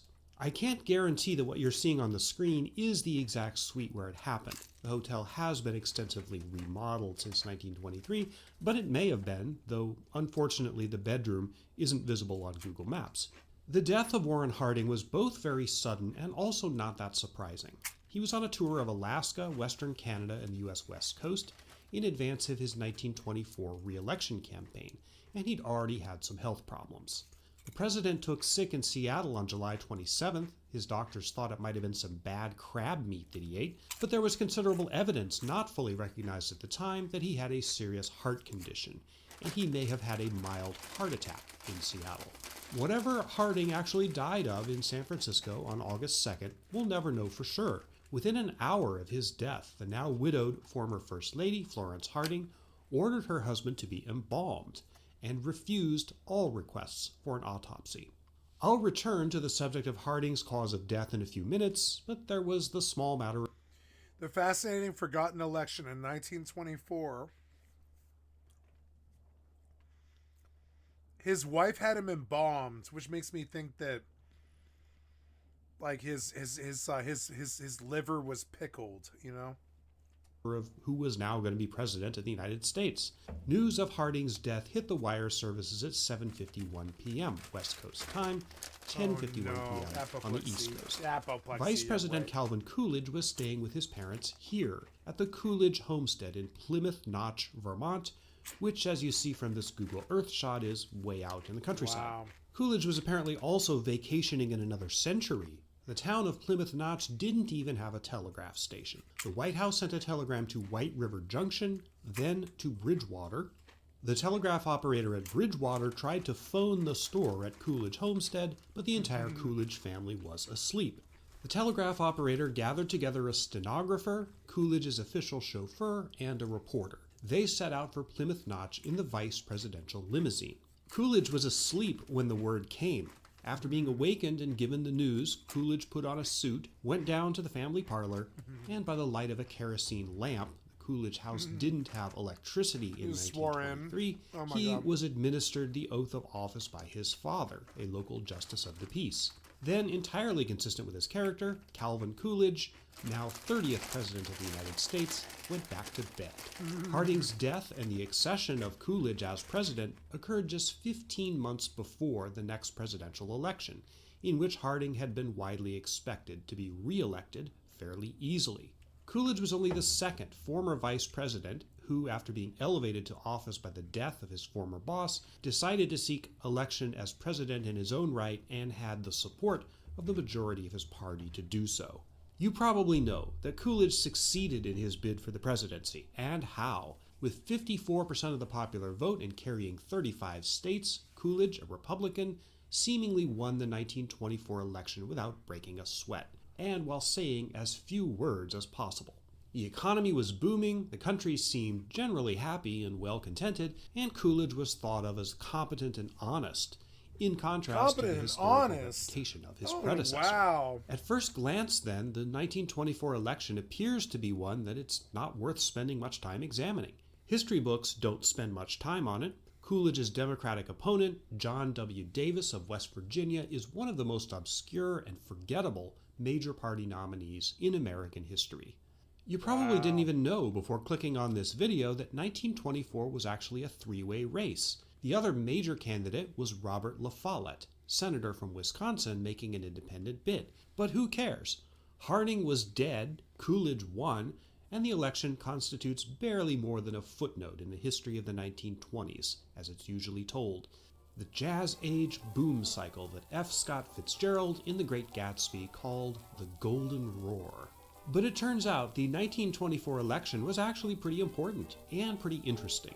And as its story is virtually ignored in American history, it's an irresistible. This was when we had faith that when you voted, you could enthrone a king. Subject for the deep dive. Instead of now, where if you voted, you basically did the most inconsequential thing of all time. Historical treatment. I think you'll be surprised. Like begging on the corner is more consequential than American voting in 2024, I would say. You're going to reach more people like begging on a corner than you will voting for a politician. The system is dead, and the figureheads are dead, and their system is dead, and there's not really much solution to it.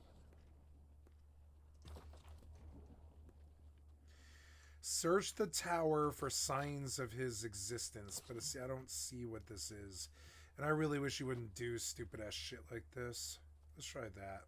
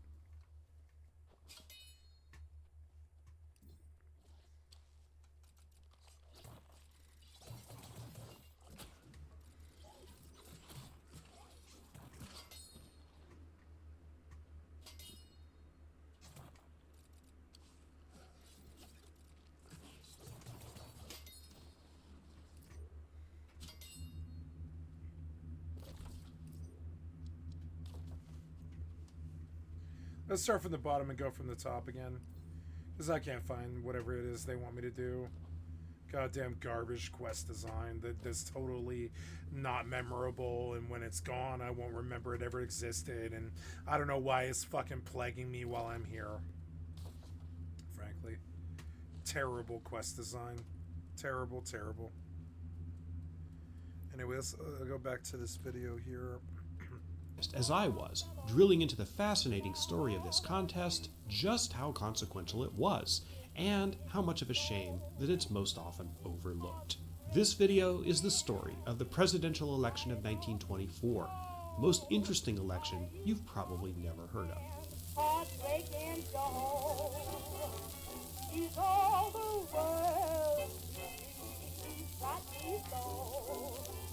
Hi, I'm Sean Munger, I'm a historian, and my niche here on YouTube is deep dive videos with a lot of context on various historical topics.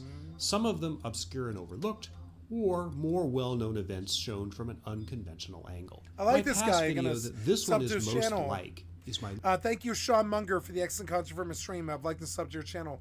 This video is called 1924, The Fascinating Forgotten Election.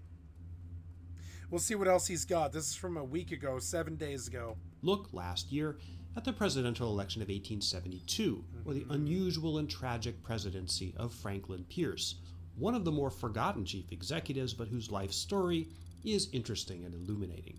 This video comes from a similar place. This is now an election year, 2024, and as presidential elections in American history go, the one that took place 100 years ago is almost always ranked among the sleepers. Coolidge himself is one of the least discussed presidents of the past century or so, with no memorable achievements like FDR's New Deal, Truman's policy of containment, LBJ's Great Society, or Reaganomics lurking in the historical record to remind us of his name. So why should you spend the greater part of 3 hours learning about how he got elected?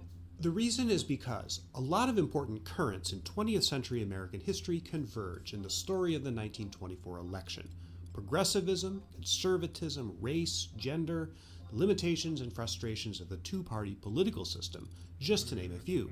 Regardless of what happens politically in this tumultuous election year in America, I can guarantee that millions of Americans this fall will look at their presidential ballots and say to themselves, this is the choice we've got? How did it come down to this? Millions of Americans said exactly the same thing when they looked at their ballots a century ago. Even if there was no other reason why we should look closely at the election of 1924, this would justify the time I hope you'll spend with me on this subject. In the history of presidential elections, 1924 is known for something unusual. It had the longest single major party convention in American history, with the Democratic Convention held in New York City stretching to 16 days, and which took 103 ballots to nominate their eventual candidate, John W. Davis. An entire book was written about that convention. That book was one of the sources for this video, which are listed at the end and also in the description. I'm going to be talking about that, of course, the convention, but that's not the only or even the most important story of the 1924 election. In the 2010s, a meme purporting to be about the 1924 election and specifically the Democratic Convention became suddenly popular on Facebook and other social media. This photo of a Ku Klux Klan march was said to be a picture of the Klan marching on the Democratic Convention. That is false. The photo wasn't taken until December 1924 after the election was over and had nothing to do with the convention at all. A similar and related meme from the 2010s asserted that the 1924 Democratic Convention was popularly known as the Klan Bake. That's also false, as only one reporter at the time ever used that word, and the term Klan Bake did not reappear in print until the year 2000. Racism and the Klan were a significant factor in all three parties and campaigns in 1924. Obviously, I'll be talking about them, but just so you know, those memes are fake. Bear with me, there's an unusually large amount of context we have to get through to understand what was happening in America in 1924. And we'll get to it in just a moment. Navigating today's media environment can be overwhelming. Staying informed is crucial, yet the constant barrage of news often fuels anxiety for many people, myself included. That's why I've been using this app and website by Ground News to get control over my news consumption.